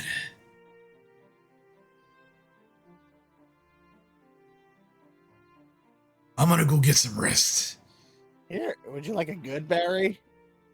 You look like you've been working all day and you haven't eaten yet. Yeah, I'll take one. He grabs one, eats it. Oh, that hits the spot. Thank you, little friend. All right, I'm gonna head off to bed now. And then you tell everyone, I ate that in one bite, Gorple honey, and now I will sell it around the world. Just like you. Sure. It's weird. I don't know how I feel about that. And don't forget Bocek beer. Okay, that one sounds good, but the other one, I wouldn't buy that. So. I think you should workshop it a little. Just between you and me. I spent all night gargling Gorple. I don't know what happened there. That was a really weird phrase to end off. I spent all night gargling Gorple. Nailed it. And cut. And scene. All right. Oh no, what a sad time to freeze. Oh. That's perfect. Oh my god. I can't even. Bocek get power surge. Oh. Jesus. That sounds like a t-shirt right there. That's a t-shirt. That's up on par with the goat. It's too good. Yeah. Oh my god. So Bocek is now the proud owner of these knuckles. You all make your way out of the blacksmith as Grint locks up for the evening and seems to head off to bed himself. You all get an evening's rest. Wake in the morning. Basha, if you want to do any work during this time or before bed. There he goes. He's gone. John is now the DM. Hello. So anyway, here's my plan for that. All right, let me see if I can fix this on a second. It's still John, there we go. Hey, he's back. It's still John. It's It's still oh John. no, it fixed itself. Okay. Yeah. All right. Yeah, I'm gonna do some work on it before bed. Okay. So I will need you to make This is going to be. Okay, so you don't have a foraging kit, and you're not proficient in it. So this will be D20 with, I'm going to say dexterity, to see how well you can actually make this a unique handwriting style other than your own. Okay. That's it. All right. It's a straight 17. Straight Because 17. I have +0, so if I had rolled less, I would have asked for one of the group things. All right. It's not bad. It's not bad. So yeah, you spend the next couple of hours before heading off to bed beginning to transcribe the notes, omitting certain things that you feel don't need to be included. And it definitely does not look like your normal handwriting style. So you feel pretty confident that at least this first section that you began you're on a good start for this. Okay, good. Right. You wake the next morning. As you head downstairs, you can smell breakfast. You make your way downstairs, begin eating. And as you're in the middle of your actual breakfast, you hear what sounds like the clanking of armor, and you watch as a heavily armored and armed Gundren comes walking into the inn with a helm underneath his arm. He's like, "All right, Coffee? No, I already ate, and I'm ready to go. So I'll wait at the cart when you're ready." And he just kind of turns around and heads back to the cart. I'll start speed eating and drink like 2 more cups of coffee I don't need. Oh, God. Go check pounds of beer. Okay. Yeah, easy enough.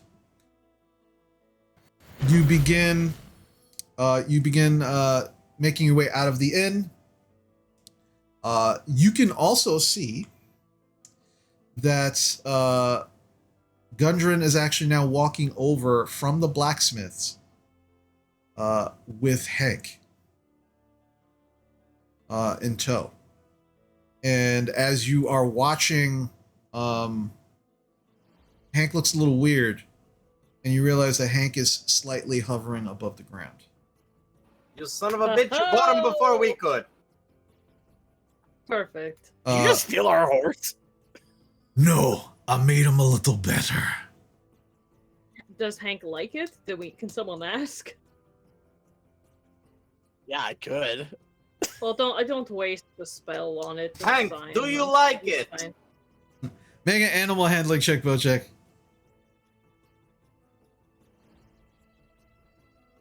I can just float up and bite you even easier now. 22. 22. Hank kind of looks at you, like his ears shift in your direction. He looks at you. You get the impression that that's kind of like an affirmative. Gundren looks at you all confused, and he's like, The fuck do you care if the horse likes it? It's a horse. No, I mean it's an old war story horse. It can tell you stories about the battles it's been in. It has a very long and sordid history. He's a very good horse. And he prefers the name Hank. Yes, it's Hank. All right, whatever. Let's just go. and he begins hitching Hank up to the cart. He's like, The cart obviously has some kind of enchantment on it, so I felt like the horse needed something to be equal to the cart. So, the other horses, though, that's on you. You want to ride one of those other horses, or would you rather ride in the wagon? I'm gonna ride in the wagon if that's all right. No, good idea. All right, I'll take the reins for the first part. I need to ride in the wagon for now so I can work on things. all right, so you get in the back. Drovar and Gundren are in the front. And Warple, you are in Teague. are you leaving your other 2 horses, or is Bocek going to be breaking one of their backs? I could carry one if you want me to. We'll leave it. I mean, yeah, the only thing I would think is we might want a backup horse in case we need to go. Yeah, we'll put a rope on one and just have him follow behind. I start taking off one of the horse's saddles and putting it on my back, and then I hear them say, "Put a rope on one," and I stop. Yeah, you don't give the horse a ride. Come on. All right, so you begin as you're all getting ready to go. You begin your trek, heading towards, and you do look at your map and you begin moving in that direction. With Drovar's, with Gundren's guidance as well. And it actually looks like it's going to be probably a day and a half to 2 days travel to get there. And with the new horseshoes that Hank is wearing, that time might actually be cut in half. So with Gundren's assistance and help, I need Drovar, since you're taking the first helm of this, I'll need you to make a survival check with advantage, because Gundren is assisting in the guidance of the party.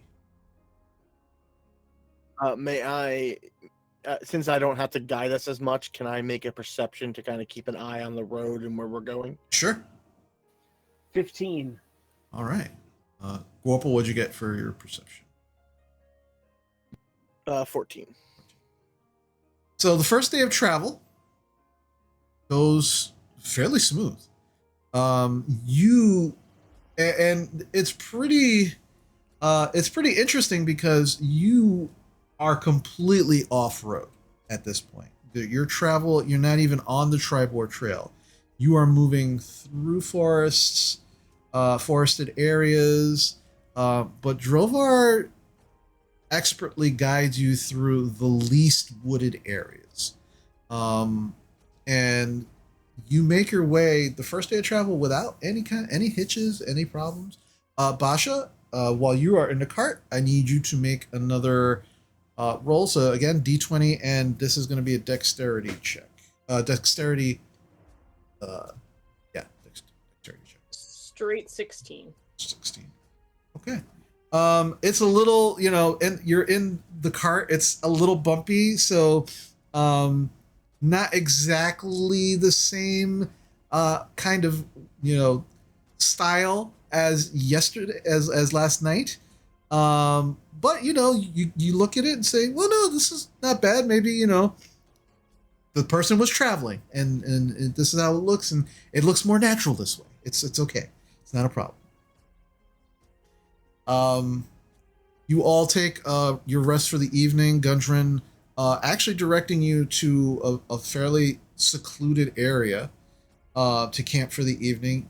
You all take an evening's rest without any issues. You do take your watches, get up in the morning, begin to continue to make your way. Who is going to make the second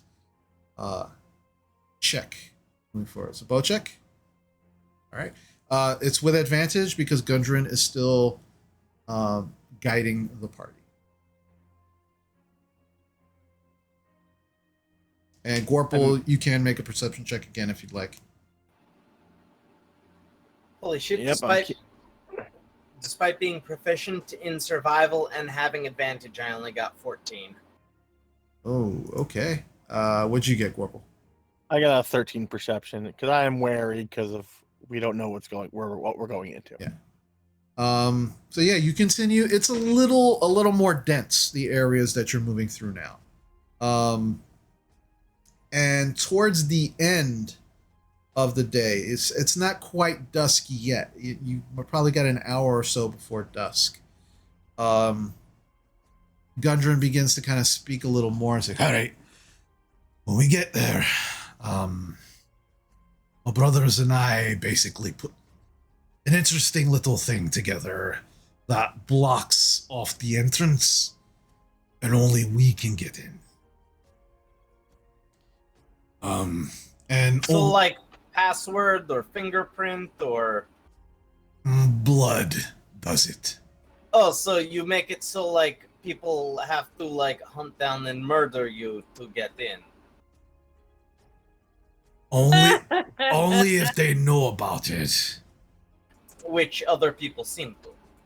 I don't know how, because I didn't spill the beans. So I don't know. I mean, poison is an easy way to get people to say anything. Yeah, well, we dwarves are a resilient bunch, especially when it comes to poisons. So it was not as effective as they would have liked. But when we get there, just be wary, be on the watch. I can get you in. And like I said, without me, there's no way you're getting in. Another hour goes by. Sun is beginning to now set, and the actual wooded area at this point has cleared to a more hilly and rocky terrain. Almost similar to the terrain where you were at Wiventor. And as you approach, Gundren kind of gives you the sign to stop. And he kind of motions, jumps off of the wagon, and begins to kind of walk towards an area. I need everybody to make a stealth check for me.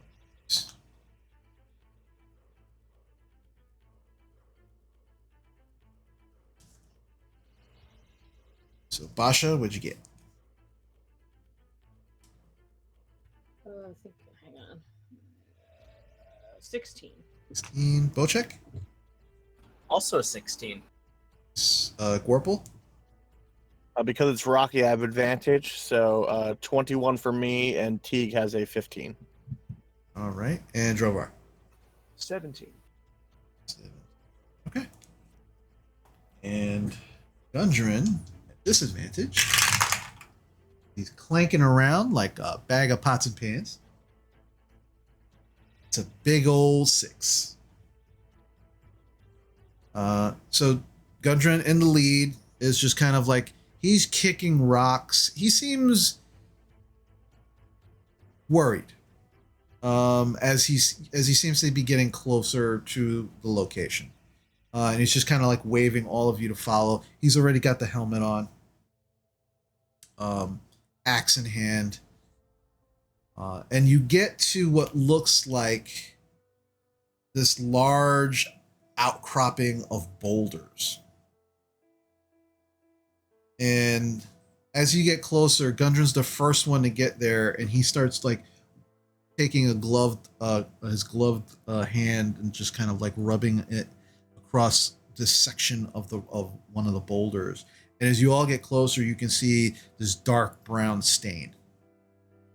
And he's just kind of like shaking his head. He's like, "Oh fuck, that's not good." All right, so just prepare yourselves. I'm opening the entrance. He pulls off the glove. He takes a dagger from his belt, and he just very, very lightly just pricks one of his fingers. And you see like blood begin to well up, and he just puts his finger on one of the boulders. And as he does, you see these runes begin to light up on the boulder. And the boulder begins to, and it looks like it's actually melting into the ground until it just completely disappears. And he's like, "All right, like get in. It's gonna reset in any minute. Like in now." And you all rush into this entrance. Okay. As you rush into the entrance, it's dark. There's no light. And after about 15 seconds or so, you hear as the rock begins to now come back up from the ground, and you are all now in absolute darkness. Those of you with dark vision, you can see what looked like some towards the end of this definite cavern.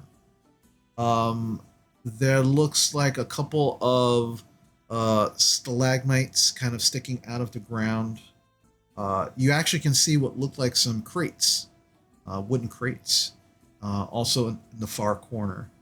And this cavern is not very large. It's maybe about 40 feet across before you actually hit a wall, and 40 feet wide. How big is this tunnel we're in, though? Right now, you're actually able to fit all of you, so it's about 40 feet wide. I'm going to cast lights if that's all right with everyone else. Hold up one moment before we. You can all you can all make perception checks if you like. Should I'm the not going to. people without dark vision make them with disadvantage? People without dark vision, you're essentially blind without any light. I'm gonna make that check. Yeah, I can only notice things within 10 feet because I do have blind sight. So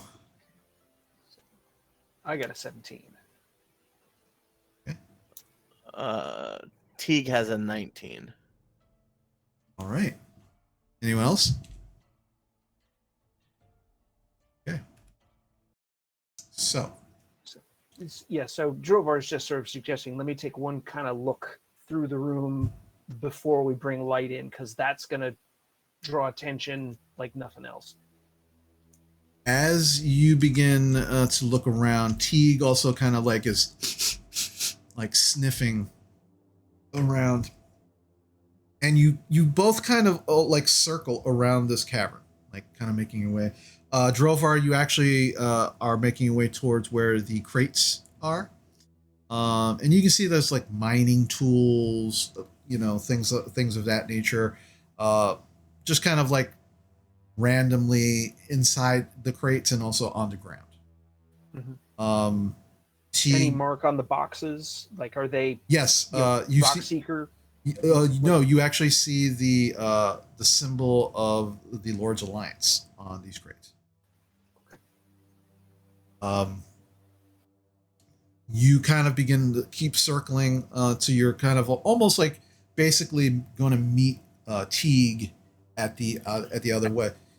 And I'm following Teague within like 5 feet, just so that if he like notices something and says like makes a noise, would trigger me to want to cast like Speak with Animals. Gotcha.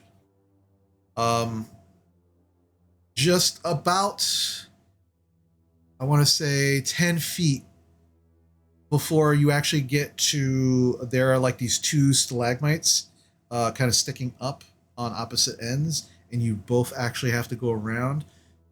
You notice it after Teague does, actually. Gorple, you hear Teague just and just stop. And then Drovar, as you kind of come around the stalagmite, you see a shape at the end of the, like where the actual end of the wall is, on the ground. But it's doesn't seem to be moving, but there's just some kind of shape. You'd have to get closer to take a look. Okay. Gorple has said that Teague can understand us, but I kind of look over to get the lizard's attention. I just point at me, and I point over towards that, like, and I start moving towards it. So I'm going to read the description. Oh no, flavor text. Yes, flavor text. This entrance tunnel leads into a large cavern, supported by a natural pillar of rock containing those stalagmites. In the western part of the cave, behind the column of rock, are 3 bedrolls and a heap of ordinary supplies, which you've already found, Drovar. Included in the crates are sacks of flour, bags of salt, casks of salted meat, lanterns, flasks of lamp oil, pickaxes, shovels, and other gear. As you and Teague continue to make your way, you see the body of a dwarf miner, dead for at least a week. The northeastern section, which you have currently just come across, has collapsed, forming a 10-foot wide, 20-foot deep pit. A sturdy hemp rope is tied off around the nearby stalagmite and dangles down the side of the pit, at the bottom of which is a rough-hewn tunnel heading northwest and east. So you see this body as you get closer, and only so far, only you and Teague have seen it. Gorple, you're getting to the point where you can actually see. There's no other sound or like nothing else moving around in here that we've seen. No, okay. Your group seems to be the only thing moving in this cavern. Okay, I just say in a low voice, "There's a body here, dwarven. I'm just gonna just take a quick look to see if it's." I turn him over. Like I want to see if he looks like one of the two that Gundren described. As you turn him over, and you can't see in color, but you see very luscious locks, a young dwarven face, and it seems to be similar in description to his younger brother, Drow.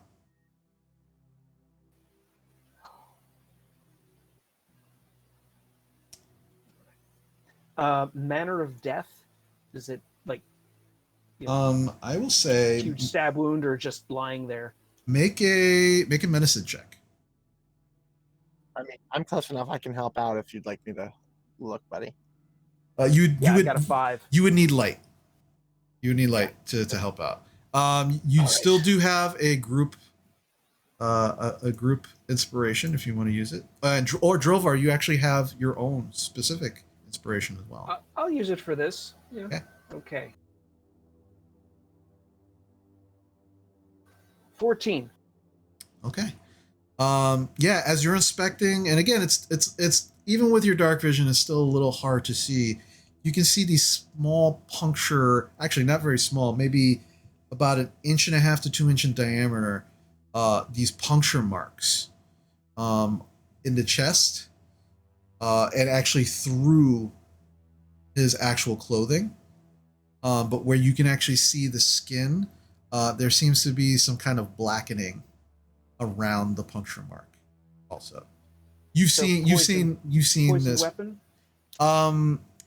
or just some like either arrows or a dagger or something. Definitely poison, but the holes themselves are not as precise as a weapon would actually use. They're more jagged and natural looking. Spiders.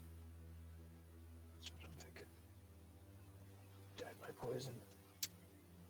All right, let's bring him back to the entrance. Give Gundren a moment for grief, and then we'll get some light on and check this place out. Okay. So I will, not pick him up, but just kind of, get under his arms and start bringing him back to the entrance. I go, I'm going to stay here with Teague. Just want to listen to see if there's anything down below in the cavern. Got it. And if anything gets close, I should be able to sense its movement on the air. Gotcha. All right, so Gorple, make me a perception check. Drovar, you begin to drag the body back, and as you do, Gundren immediately runs up. And he just grabs him. He's like, no. And he just kind of grabs him and just kind of holds him to his chest. Basha does not wait for anyone to tell her that she's allowed to cast light. As soon as she hears him start to freak out, she just casts light. She's like, what the fuck is going on? Right. You're just hearing a voice in the darkness. Yeah, that. And because of that brilliant flash of light I wasn't ready for, I rolled a natural 1 on my perception. I'm like, fuck. All right. As I'm blind. Sorry. Okay. So as you're kind of like, you have your head down and the light flashes, you're like, you hear something, and you kind of like stick your head down into the hole, and it sounds like thunder. Like, but off in the distance. And it's like not, and it's very random, but it sounds like thunder. I'll let them know when they get closer, but I'll kind of keep an ear out to see if that, or an ear hole out to see if any more of that noise is made. So while you're doing that, Gundren is essentially, he's kind of like silently kind of just holding his brother. He's not saying anything. He kind of lays him down, begins to kind of inspect the body, just kind of like you did, Drovar. Kind of nods, begins to kind of like check his belt, his pouches and such, and just kind of looks, and he's like, and he begins to kind of pull his brother's boots off, kind of puts them off to the side. He goes over to one of the crates, and he begins kind of pulling out what looks like a large tarp. Lays the tarp down, picks up his brother's body, places it on the tarp, and begins to kind of like fold the tarp over it until he's kind of wrapped. And he does this all silently. Doesn't look at any of you, doesn't say a word. Yeah, I do not assist him. This is the family thing. I totally get it. I just sort of stand vigil next to him. Mm-hmm.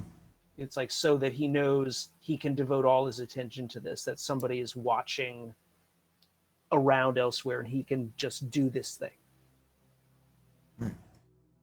So after he goes through these motions, he kind of stands there for a silent moment or two. And then he sighs very, very loudly. He turns to all of you. All right, so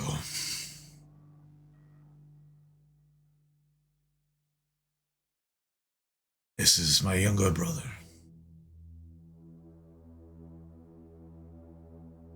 He was killed by some kind of fucking spiders. I'm not a fool. I'm going to be more a hindrance to you than anything else. And he pulls off the other glove, and you can see it's still wrapped up. And he says, I was trying to fool myself. I was trying to say that I could do this. But I'm not 100%. And if we're going to have any chance of saving my other brother, or at the very least finding him, I can't be holding you back. I'm going to take my brother's body back to the cart. And I'm going to stand vigil out here and wait for you. Or at least wait for whoever comes out. And I'll kill them if they need it. But I cannot be holding you back. And I will. You'll be worrying about me when you should be worrying about yourselves finding Phandalin. You got us here. That was the important thing. And we'll honor the sacrifices made. We'll find him. He points to the boots. Those, if anyone wants to use them, they're magic. Might come in handy. Nundro can't use them anymore. he kind of like, sounds like he's kind of choking up a little. They're boots of striding and springing. My eyes go wider than they should ever be. I was like, what? Yeah. So yeah, Drovar's as well. It's like, oh. You can already do that. So, Well, perhaps we should give it to someone else so they can do it too. I was about to suggest, with all due respect, Warple, you and me are much faster than Drovar and Basha. I actually don't think that's true. You can walk up walls. Okay. Drovar I'm is not the faster, slowest of though. us. Yeah, Drovar, I think, is the slowest of us. He should have them. I would give them to could use a Drovar. little extra speed to keep up with some people who That- like to that's- run ahead. That's, Yeah, that last fight, we almost left him behind, like outside, if you remember. yeah, I know. I almost killed everything before people get there. Right, you can remember it that way if you like. So as you're actually, trying to make this decision, you hear, Yeah.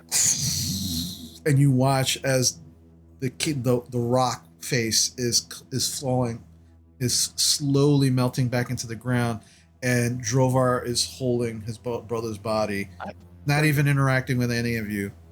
As he's leaving, I go, if this works out, there are probably really good priests in Neverwinter or something that could bring him back.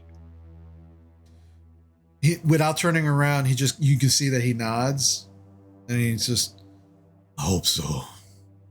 And then he just continues walking, and then Good luck, Gundren. you watch as it begins to close. As it closes, and you are all now in this cavern. Ready, Wave Echo Cavern.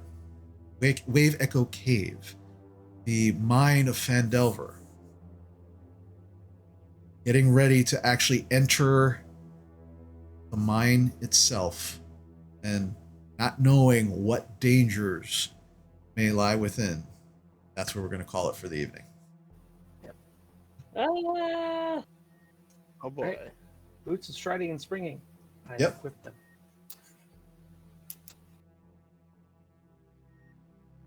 All right.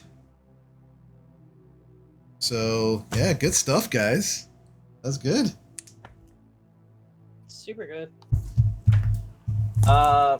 Question. Yes. Do the Necro Knuckles count as unarmed strike for the sake of things like flurry of blows and shit? Yes, they do, actually. So your Fury of Blows will be at +1 and necrotic damage. So all of his unarmed attacks, essentially he is a magic weapon now. It's essentially like he has a melee weapon strapped to his knuckles, essentially. So you're welcome. You actually got something that you would have gotten naturally at level 6. How was his insane multi-classing would He be? can, Yeah, I would have never gotten it because it's gonna be like 3 levels of this, 2 levels of that. A splash of this, a splash of that. Yeah, I gotcha. he could have kept the knuckles and handed them off to a younger sibling when they start, their monk journey. Yep, that. All right. No, that was a great game. And when we come back next week, we come back to the actual lost mine of Phandelver. This is going to be awesome. We're in the end game, Sake of the baby. game. Thanos is gonna show up and Yeah. snap at us or something. No, it's gonna be awful. Oh, this is going to be I don't want to roll to interesting. see if I'm dusted. I don't want to do that roll. Mr. Drovar, I don't feel so good. No! No! Project! Ah! Roll for dusting. All right. All right. So let me do quick shout outs, and then we will close up for the evening. So yes, thank you again, everybody, for sticking with us and watching the crazy insanity that is this wonderful, wonderful game that we are playing. Thank you so much, Lady Poopsie, for the raid, showing the love. Thank you for the lurks and everybody who gave inspirations and such. Like, I love that we're able to do that. Again, thank you to Gene for that amazing suggestion there. So I'm going to refund the ones that were not used. Back to folks. And again, thank you everybody. We will again, if you want some more D&D, tomorrow at 7:30 will be our Wildmount campaign with 7 other players. They are currently in Leopold's Pit of Death. So if you don't know what that is, you really need to catch up because, damn, that shit got turned up to 11 real fast last week. So definitely want to catch what happens this week. It's going to be interesting. Again, Friday is Friday Night Magic, and yeah, and remember, we have Unconventional Heroes, we have Aspiring Adventures, we have Tales of the Lost Hand. I mean, come on, like there are so much going on here, folks. If you're not caught up with all of these things, come on, catch up. It's time to catch up. Let's go. All right. So again, thank you so much for watching, for supporting everything that we're doing. We are, as we close out, let's see, who are we going to raid this evening? Looks like, who's currently on? Oh, my son-in-law is on. We will raid Zero Saru, who's currently playing Final Fantasy. Oh my God, I hate Roman numerals. Because it's never the same Final Fantasy. There we go, 14. There we go. I got it. Oh shit! What server is he on? I am not sure. I will see. It looks like he is. I'm not sure. All right, we'll find out. Yeah, we'll find out. If he wants to bullshit with my guild at some point. Yeah, he's always looking for folks who play that. Like he loves cooperative play. So, alrighty. So yeah, so we're gonna rate it again. Remember, be kind to yourself, be kind to others. Let's keep supporting each other in the things that we love doing, because damn it, that's how we get through life, is by supporting and lifting each other up. So, till we see you next time, we love you very much. Take care.